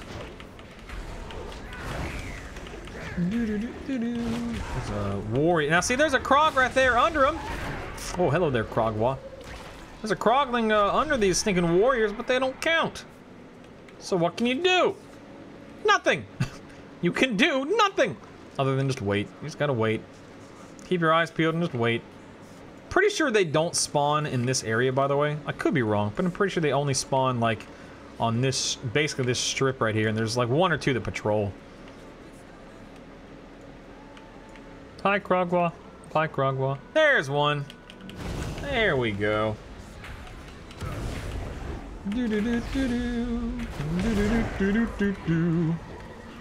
Aside from the nonsense that you just witnessed, this is a pretty quick and easy quest chain. Get through the blood orb nonsense, kill your Krogs, move on, move on. Here's a great time, great place to use your gun shoes, highly recommend it. You have to travel a pretty long distance, but a lot of it, not a lot of it, but the first half of it is over water. You don't necessarily have to, like, you can take this route right here that's not over water, but in any case, you gotta go back to where Krogwa is, turn in the quest to him, And then we're gonna go save Patches and company. Some goblins. Curveball! Curveball! Oops, yep, see, that's not what you want to do. Nope, that's not what you want to do right there. Nope. Nope. Nope. Don't do what I just did. Nope. Go ahead and sky step in. What leveling build are you using? I'll show you in 1 second. Hold on. You speak to Krogwa. Flash over, Shadowburn, Burning Rush, Cataclysm, Mortal Coil, Roaring Blaze, and Channel Demon Fire. With the PvP talents of Cremation, Bane of Havoc, and Essence Drain. Is it just me or my settings are no more extra taco chests in stream anymore? There should be. I haven't turned them off. There definitely should be. I think they only spawn every 15 minutes, so keep that in mind. But there definitely should be the chest, yeah. Whoa! No one said we'd be fighting undead. We work with undead all the time. Brutal. Wow, I have to pee really bad. Holy cow. Oh no! Water walking for the win. But I'm in combat. Brutal, do you know if anyone has made a good list of quests and dailies to fill our logs? I mean, Ithelian, as far as I know, no. I have... Where's my... Here we go. I have this document I'm currently working on. It's just a little TLDR guide right here. And it tells you, I think yeah, so if you're like me and you did nearly every single quest available in Legion, you might still have something related to, but not limited to, Chromie quests, pet battles, Orgrimmar quest, mining, herbalism, Falcosaurs. But, I mean, I did almost everything, dude. You know what I mean? So for me, it's just, there are so few quests that I can pull from. What's the plan? But I'll be releasing that probably sometime today. But as for a more detailed list, no, it just depends on what you did in Legion. There's no way to get around that.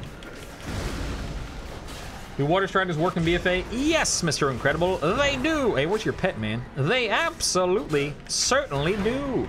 Thank goodness. It'd be awful if they didn't. There's another bonus objective. Just, you're gonna complete it pretty normally, pretty naturally, just running around, saving the goblins and blowing up behemoths and whatnot. You'll get credit for the bonus objective here. Super simple and straightforward.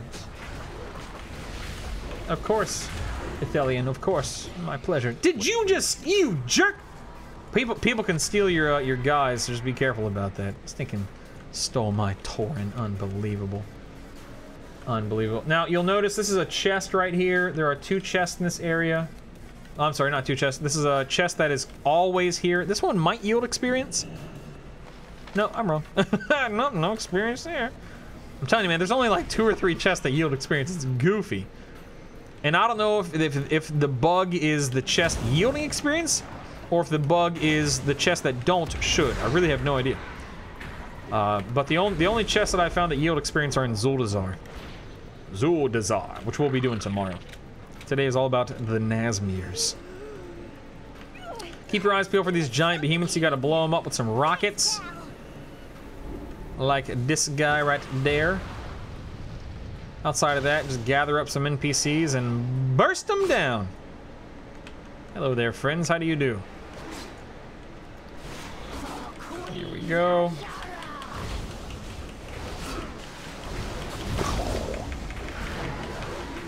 I love how Shadowburn can just, you can constantly spam Shadowburn as NPCs get closer to death like that. I love that. Okay, let's get this guy. About halfway through this bonus objective. Bloop. We'll use a Cataclysm on these 4.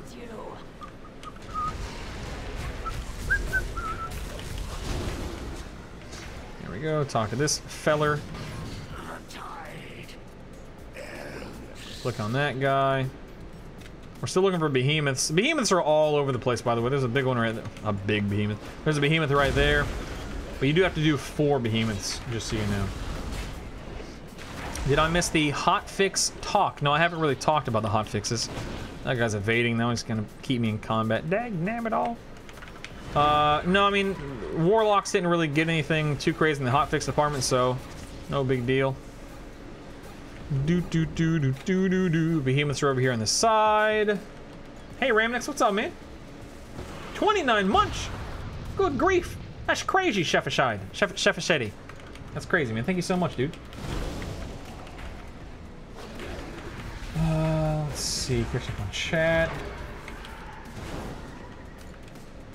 Let's do these guys real quick.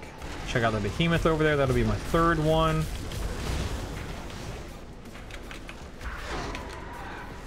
This guy. There we go. Rescue Mr. Goblin Man here. Grit.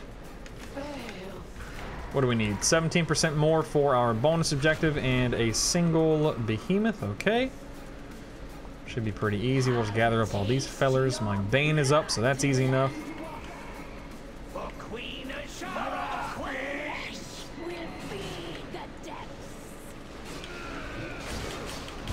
For the last time, mortals.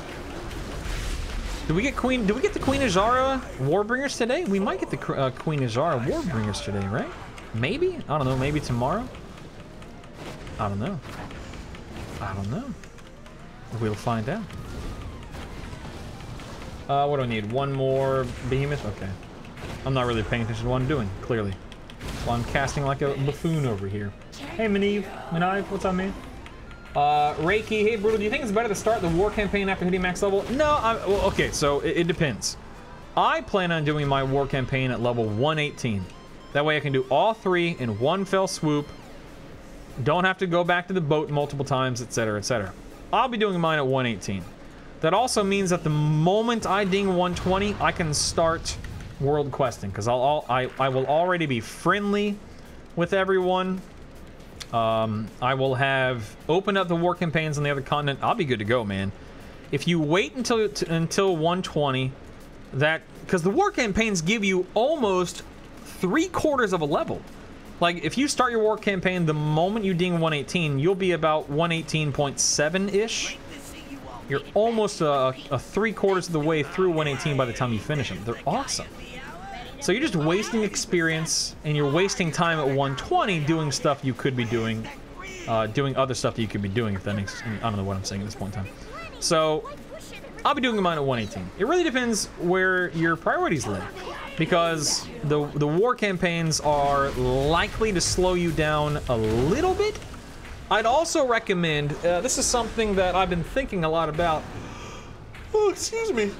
The war campaigns are on the other continent, right? You're guaranteed to encounter resistance. Guaranteed. I've been thinking a lot about it. Make sure you loot these guys, by the way. They drop the relics. It's probably best when you ding 118, immediately finish up whatever quest chain you're on. Whatever. After you finish up the quest chain, if there is depending upon what quest chain you're on, if you're near a flight path, if you're near an area that's easily accessible again, go ahead and immediately use your Orgrimmar cloak, or your whatever cloak, Stormwind, Orgrimmar cloak, whatever. Due to the fact that, hold on one second, I'm over here trying to not die. I'm rambling and not making much sense. Because if you can easily gain access to where you just were, what you can do, you ding 118, check your flight points, check whether you're going back to the Great Seal, whatever. Use your Orgrimmar cloak, head back to the turn off war mode, head down to the docks in Zuldazar, do your 3 war campaigns, use your second Orgrimmar cloak, turn your war mode back on, and then get back to questing for the final level. I know I'm kind of rambling and going through it. It's because I'm just leveling at the same time. I'm sorry. But more or less, like, it is incredibly dangerous doing your war campaigns with war mode on. It's probably safer. Maybe it'll be faster. I really can't say. So I plan on doing my war campaigns at 118 with war mode off. That way I don't encounter the resistance. Star Wars. I don't encounter any resistance from the Alliance, and I can just get in, get out, move on.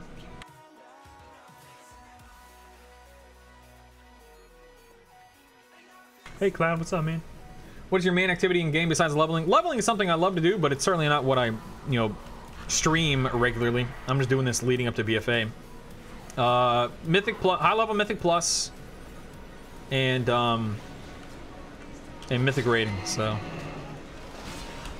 I'm all about that PvE, baby. All about that PvE. Queen Ashara. Yeah, we're gonna see some cinematics today. How cool is that? I'm excited. I'm so excited. Oh, Bane of Havoc it's monstrous. There's a reason why I like leveling as Demo or as Destro. Whether or not Destro is actually going to be able to do what I wanted to do on live is that's another story. But I do love leveling as Destro. Yes, that's Bane of Havoc, Wilo. Yep. Do do do do do do do do do. Ready to roll out. Curveball, curveball.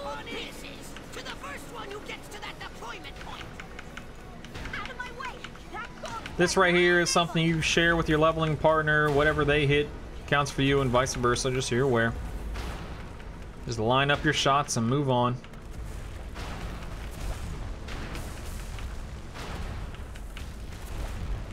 And here, just immediately fire your big rocket into the path of the giant, and you're good to go. Here we gotta ride the thing back. Ooh, an upgrade. Not really. Let's ride this back. We're well beyond the halfway point in Nazmir. We still have the data. That quest chain with the Titan Keeper dude. We still have to ride the raft. We still have to listen to Princess Talanji's RP. Then we got to do stuff around the Heart of Darkness or whatever it's called. So I'd say we're about 70, 75-ish away of the way. Oops, going the wrong way. 70, 75% of the way through the zone. So we're nearing the end. You were gone longer than expected. What time is it? 10:51. I can probably get this quest chain out of the way, and then we'll jump on. So YouTube, you won't notice anything, but after I do this quest chain right here, I'm going to jump on live and do the Battle for Lordaeron scenario. But again, YouTube, you're not going to know that because of the power of editing. Hip hip hooray! But Twitch, of course, will pause. We'll log off of beta, log on live, do the Battle for Lordaeron scenario, and then we'll jump back on beta after Battle for Lordaeron and finish the Nazmir session for YouTube. So, just to give both teams, both YouTube and Twitch, a bit of clarity. Blood. This area, you're just killing these little lashers and, you know, little spirits that are walking around. You gotta loot this thing right here, so might as well kill whatever's in the area, loot this, and then continue killing whatever's in the area. Here's a little specter.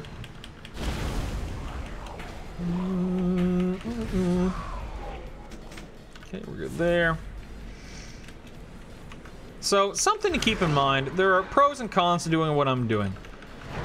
There is absolutely an opportunity to overkill in any quest hub for any quest and so on and so forth. And what I mean by that is, like, see how I'm pulling every specter, every flower, etc. while I'm in this area.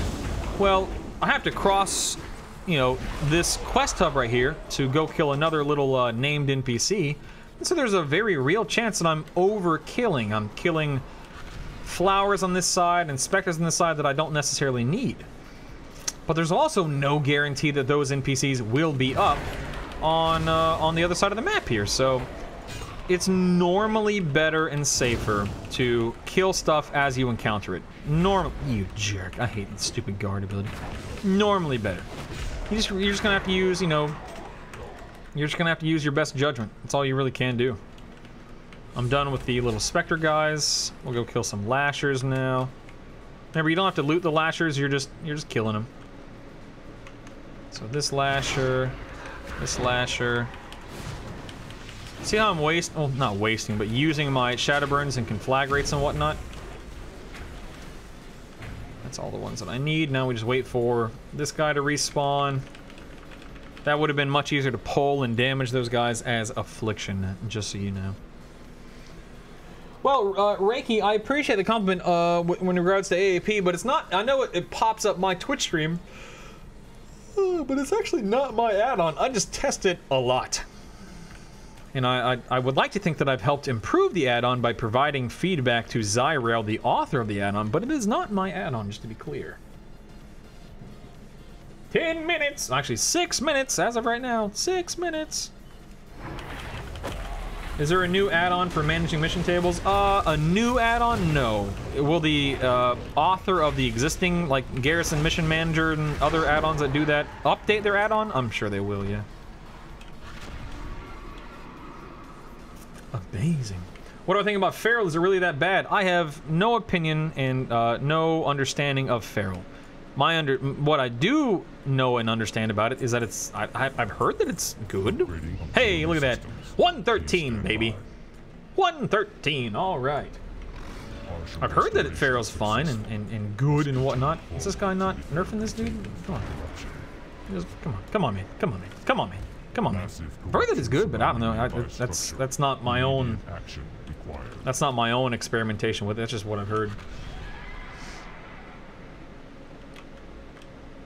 Can it be Monday, 6 p.m. now? No, man, I got more stuff, dude. I got more testing to do, and I got to make these videos and everything. You crazy, Teddy. It can't be Monday yet. No, I have too much to do. Too much to do. This is going to be a mildly annoying quest while you wait around for things to respawn, specifically the T-Rexes. Those big T-Rexes stomping around. They're the only NPCs in this area that drop the monstrosity bones, because they're the monsters. But you also need to kill a bunch of undead while you're in the area, so just... The T-Rexes do spawn and patrol way out here, so it's absolutely to your benefit to leave the little, the confine of the building structure, just so you know. But here is... There we go, a bunch of undead, and the T-Rex are out here. Again, you need to loot the monstrosity, so just make sure you do that. Kill this guy. No, Ims, I do not. I know I'm only 113, so just to clarify what I'm doing, yesterday I created a brand new character and leveled him through vol'dun. Today I created another new character and I'm leveling him through Nazmir. And tomorrow I'll create another new character and level him through Zuldazar. The reason why I'm doing that is just for simplicity and just ease. Because if I, you know, take one character through all 3 zones, it just becomes much more difficult to showcase things in an expedited fashion because scaling sucks at, you know, 116 to 120. Legendaries get turned off. It takes me longer to kill things. I'm soloing, etc., etc. So it's just easier and much simpler for me to make a new character for all 3 zones for these recordings. Alright, we're gonna go ahead and jump on live here in just a second. Stand by. Stand by. I'm just gonna finish up this quest chain right here and then we'll get going.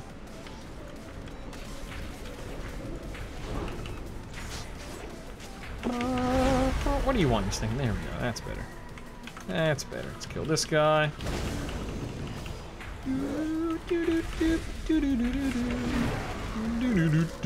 Just need to kill, what, 4 more undead, it looks like? Okay. I don't know where that guy's going. He's riding off into the sunset, man. That's where he's going. He doesn't care.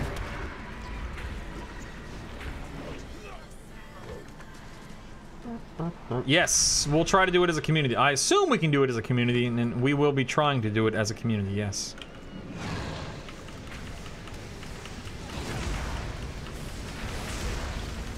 Alright, let's go turn these bad boys in and jump on live! Live in 5. Battle for Lordaeron, here we come. So again, YouTube... Yes, thanks for the sub. Heinrich. Let's give Brutal's head a rub. Almost a year now. Can't decide. Boomkin or Red and BFA. Warlock! Choose Plex. Warlock! Love from Denmark. Warlock! Boomkin, man. I'm all about that range deeps, baby. All about the... Ooh, look at that upgrade, yay. Warlock! Alright, YouTube. I'll see you in a second. And we're back. YouTube, you probably didn't notice much, but we have returned. Let me turn chat back on. We just did the Battle for Lordaeron scenario, and it was a scenario. Couple of new cinematics, that was cool. Went pretty much as you expected it to go. Business as usual. Business as usual. I think I have everything set up for the video again. If I'm missing something or if something looks off or is off, I'm sorry.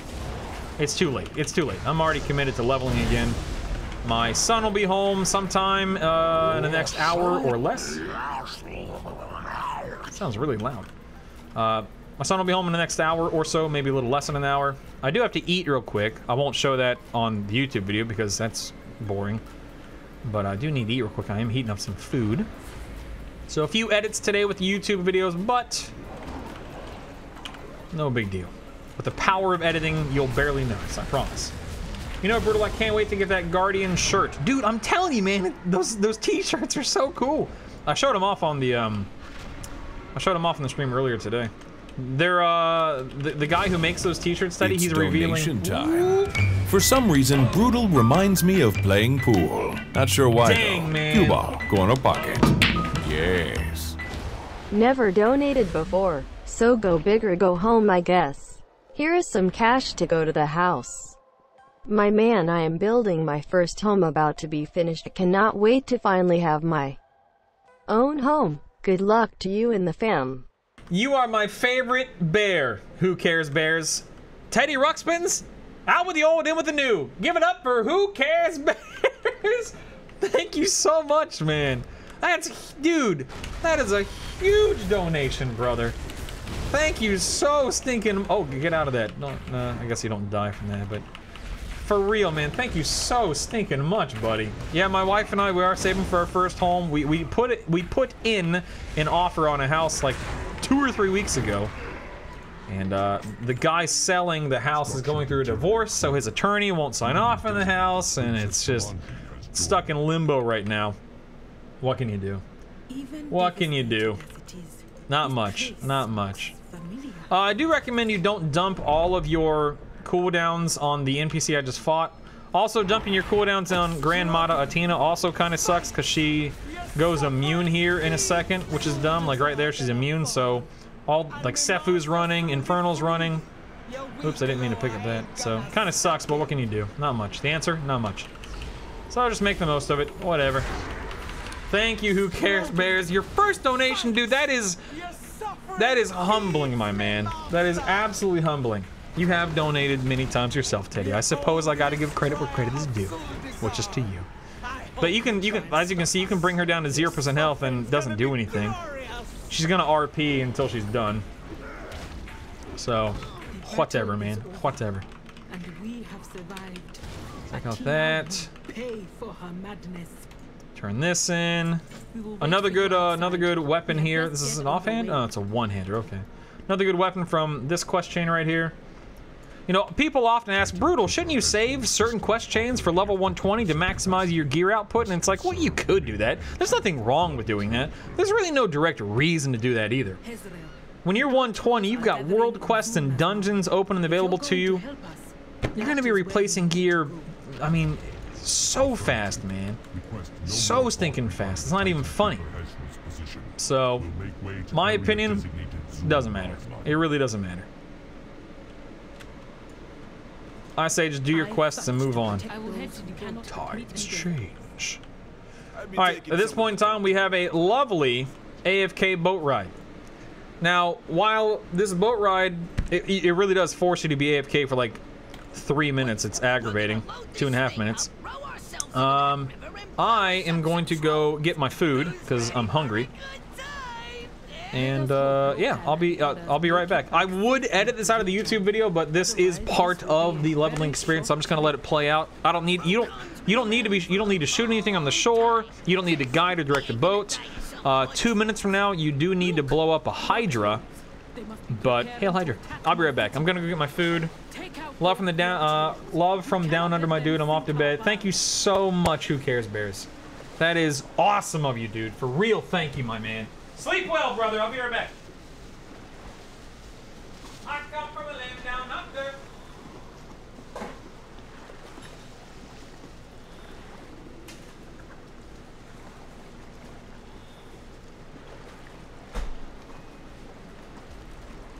Don't mind me just heating up food.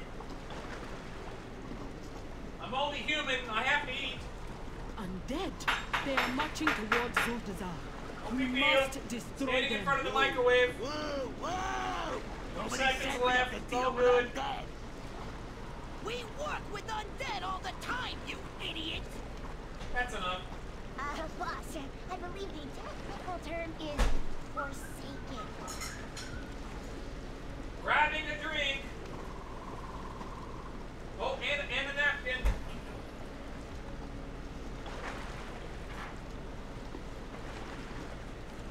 Alright, let's get back to it, baby. Look at that, still AFK for 45 seconds. I didn't even rush. There was no need to. I guess I should let this cool for a minute.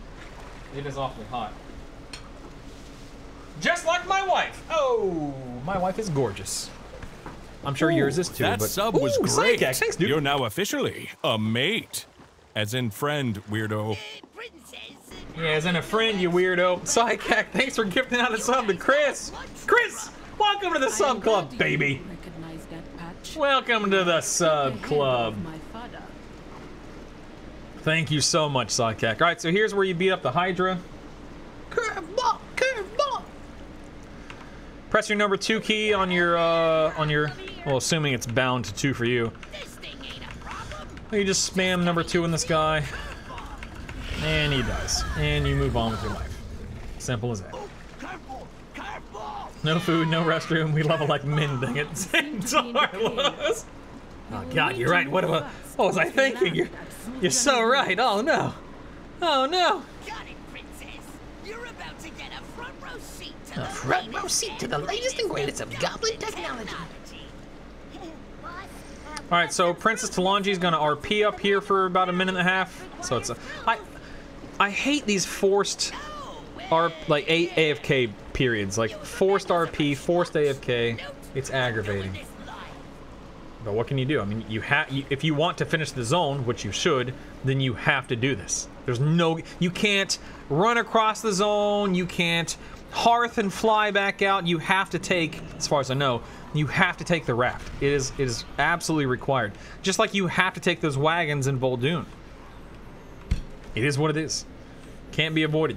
Much as I'd like for it to be, it can't be avoided. Curveball, curveball. Now earlier I was talking about how you can get altar buffs. So you can see to the left and to the right here, there are 2 altars, each with their own distinct buffs. To the left is Bonsomdi. To the right is... Uh-oh. We dropping frames? Uh-oh. We're dropping frames? I don't think this will affect my recording, but it is affecting the stream. It should clear up here relatively soon, team. I'm sorry. I am sorry. By the way, here's a lovely little item you can use to inflict some AoE damage. That's cool. Bombs, Sandy, Mojo bombs. I'm really hoping this isn't affecting the recording. It shouldn't be affecting the recording. Shouldn't be.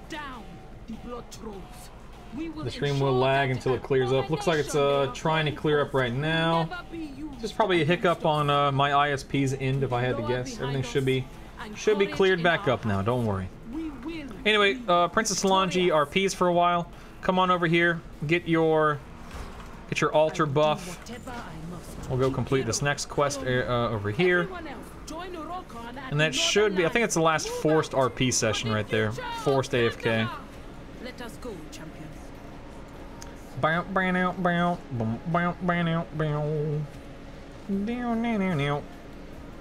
Meet Talanji at Bloodfire Ravine. Alright. YouTube, you won't notice much. Twitch.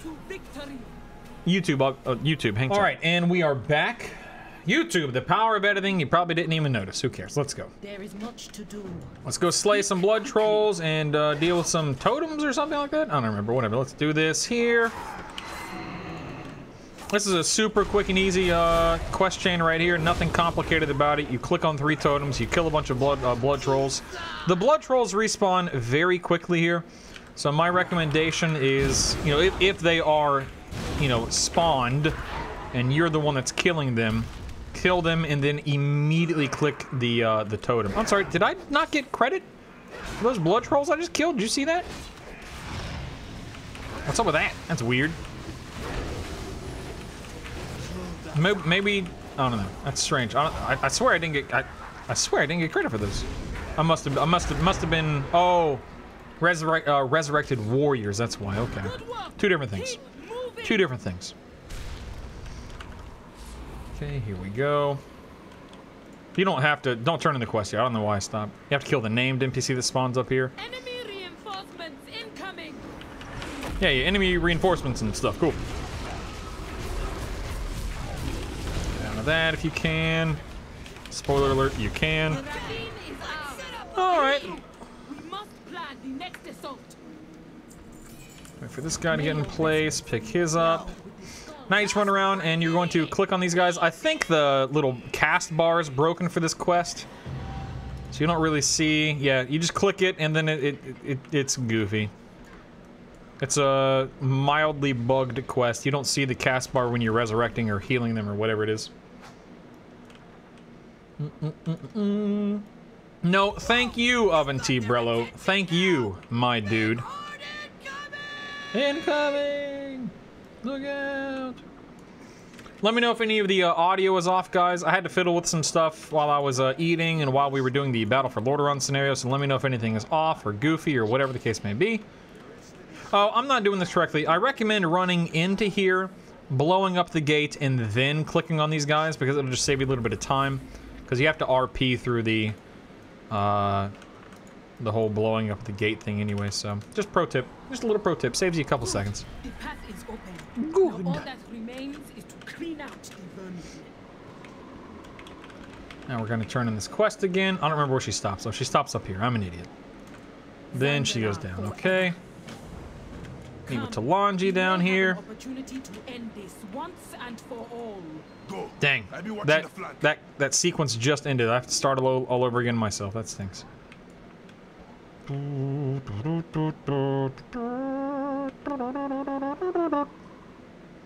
on one second. Let me pull this up.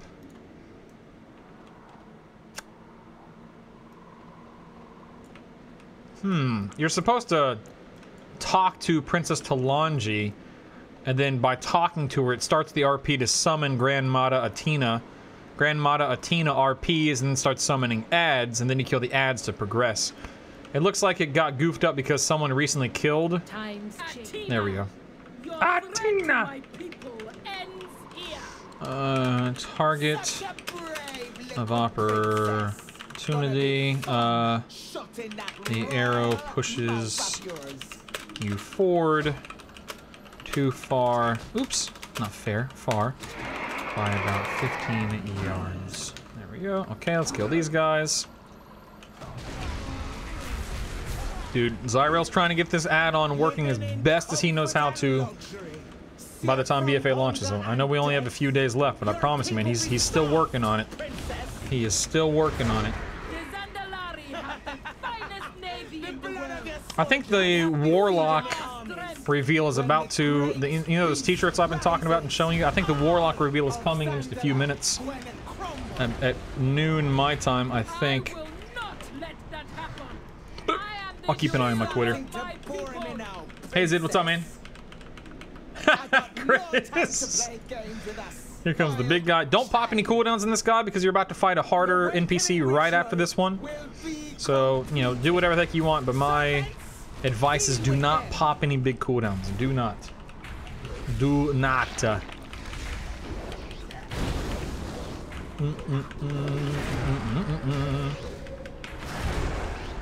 Just after completing 25 Legion quests. Nice, Saphis. Nice. Grats. Nice. I thought to Times change. Damn, I'm getting Warforged and Titan Forges all over the place. At this point in time, you're don't forget there are some buffs in the area if you want to pick them up. There are buffs in pretty much every quest hub. Just in case you guys didn't know, including the one we're about to head into, so pick them up if you want to. I would recommend with this quest chain right here, do not fight here. You want to go stay to one side. Don't run up the middle, because if you run up the middle, you're going to pull them all. Stay to one side and run up here to this hill. Wait for the Krogs to catch up to you. And then kill the Krogs. Kill these Krogs. And then the Krogs drop a little quest item that allow you to debuff the NPC you're about to fight right here. It's this gland. I don't know why. It says complete quest. That's weird. I don't know why it would push me over there. Anyway, run in here, throw the Krog poison on here. This is where you want to pop your cooldown, so. Hey, hey, hey, hey!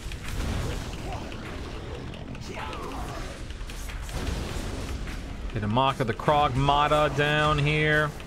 Looks like someone's in the area. He's gonna be helping me out. Oh, I've been feared. Oh no! You can proc your Sephuz by stunning and interrupting. Don't forget. Okay, she dead. Let's go turn in the quest to Rokan. I think it's Rokan over here, right? Rokan? Yeah. What's up, dude? Good to see you. For the dark spear. For the dark spear. Okay, so burning the huts. There's a bonus objective here, and you got to burn some huts. There are 5 huts on this level right here. Okay, 1, 2. It's really important you do the 5 down here. It'll save you some time up top. 1, 2. Kill whatever's in the area for your bonus objective.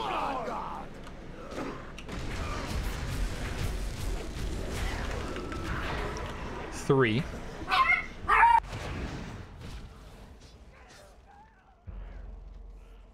I think Isaac's home. I'll be right back. He's home! He's home! Come here! Come here! Come here! Come here! Hi, everyone! He's home! He's home!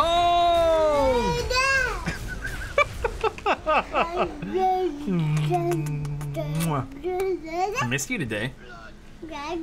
Isaac's in summer camp this week. So between the hours of like 7 and noon, he's out of the house. And my wife is back to work. She's an elementary school teacher, so my wife went back to work this week. So it's just me at the house from like 7 a.m. to noon. So it's very quiet, and I can get a lot of work done.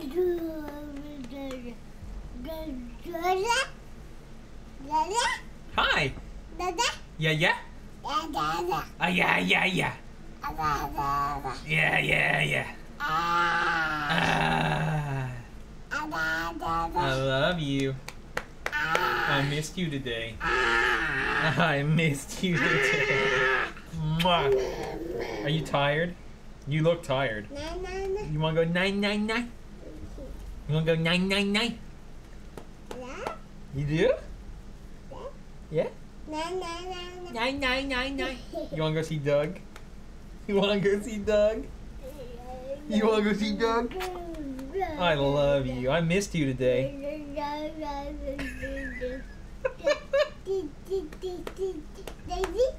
Daisy? Yeah, she's here too. Daisy's our dog. Yeah, we can go see Doug. Doug's a stuffed animal that he goes to sleep with. You wanna go see Doug and go take a night-night? You wanna go take a nap? Boop. I'll be right back, guys. I'm gonna go put him down for a nap, and then we'll get back to the leveling session. Stand by. Let's go see Doug. YouTube, sorry for any choppiness. I had to go AFK for a minute or a few minutes. My son got home from his day at summer camp / school. So that's why some things might have looked a little weird between frames there, but nevertheless, we are back at it here. We are assaulting blood troll huts. I already showed you where the first 3 are. Here's number 4 right here with a woven idol right nearby. Nice. Remember, woven idols do 30%, you do 30% increased damage when you have a woven idol buff. Here's your 4th hut. Clicking on these guys, of course, gives you credit toward the bonus objective. Self-explanatory there. Oops, hello. Take advantage of your woven idol buff, guys. If you're doing 30% increased damage, you might as well pull something and kill it, right? Might as well take care of business. I know that one thing in there is not getting hit right now, but that's okay. We'll get to that in a second. I'm dying. Oh no. Here's the 5th hut right here. It's 11 buffs. Okay, I'm good. There's hut 5. So those are the 5 huts down here on the, quote-unquote bottom level, bottom floor, whatever you want to call it. Let me pull these guys. Don't pull the big ones like that. That's just bad news right there. Bad news. It's actually not bad news. It just takes longer to kill them. Why waste the time? Why waste the time? Bonus objective done. That was super quick and easy. I actually overkilled because I have to clear some stuff up here. That's no big deal. Just go ahead and get all these guys. Ooh, I hope I don't die. Uh-oh. Uh-oh. Uh-oh. Let me stun. Uh-oh. I'm going down. I'm going down. I might die here for real. I have bloodletting. I forgot about bloodletting in this area. I know. Oh, Healthstone finally came off cooldown. The Healthstone is a weird thing. I know it looked like I had a Healthstone available, but it was still on cooldown from the other one. Ooh, get out of that. Uh-oh. Oh my goodness, my pet's dead. I'm dead. I cannot believe I'm alive right now. This is ridiculous. I don't have Mortal Coil for a while yet. Let me just fear this guy. I cannot believe I just survived that. That was ridiculous. But completely my fault too, so don't do what I just did. You're gonna die. Here's 6, 7, and 8. Oh, actually you can do this one too. But nevertheless, there are, you know, 5 downstairs and like 4 to 5 upstairs too. For these stupid huts, by the way, you have to get uncomfortably close to them to actually, here, I'll show you what I mean. Hold on one second. Like if I try to burn it from, if I try to burn this one from back here, well, I like how every time I try to show you something I've learned, it no longer works the way that I learned it. That's okay. No big deal. It used to be that you had to get pretty, oh, there's a Krogwa's Eye right there. I should have picked that up. Anyway, come up here. You talk to Rokan one more time. You'll notice I'm gun shooing. I'll slow down here. And then I'll go back this way. Be careful right here. If you, you know, you're gonna fall off right here, and you're gonna take some damage. So make sure you're not super duper low on health like that. You gotta be careful. Go ahead and cancel your gun shoe here. Talk to Krogwa, and he'll jump you over to the final fight. Nazmir is basically done. We just gotta kill Grandmata Athena, and we're good to go. Now, one thing about Grandmata Athena right here, she is going to jump around, not a bunch, but she does jump around on this final quest for Nazmir.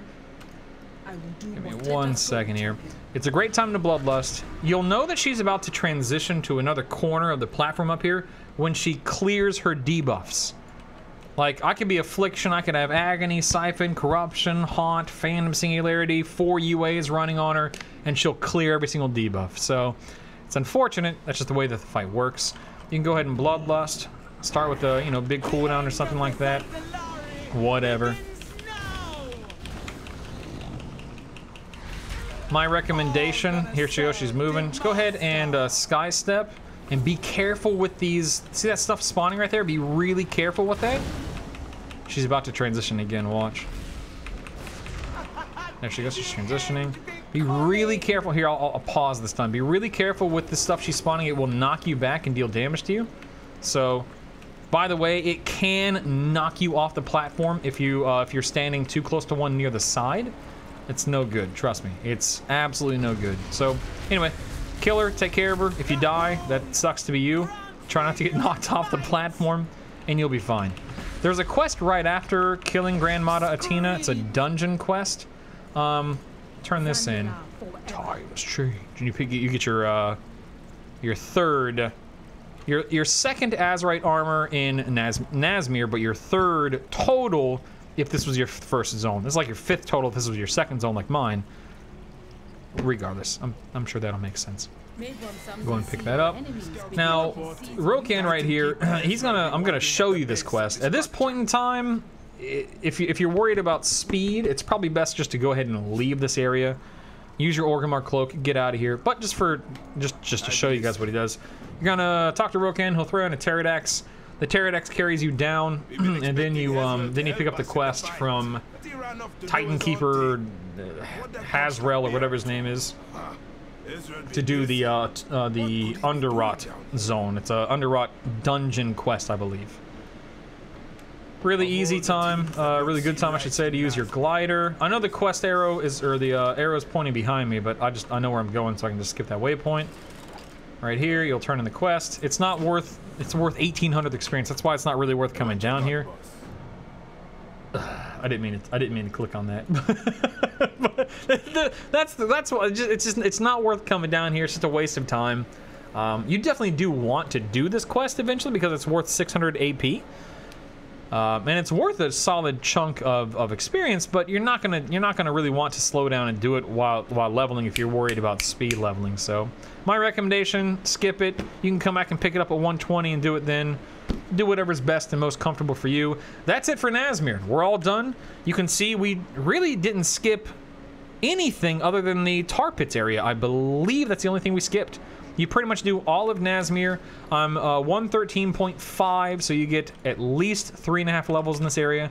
I wasn't using experience banners because I was being lazy. I also do not have an experience gem on this guy, so you can easily get well beyond 13.5. You can easily get well beyond 13.5. But that's it, man. Nazmir is done. YouTube, hope you enjoyed another video. Tomorrow is Zuldazar. And Twitch, I'm not going anywhere but YouTube. We'll see you then.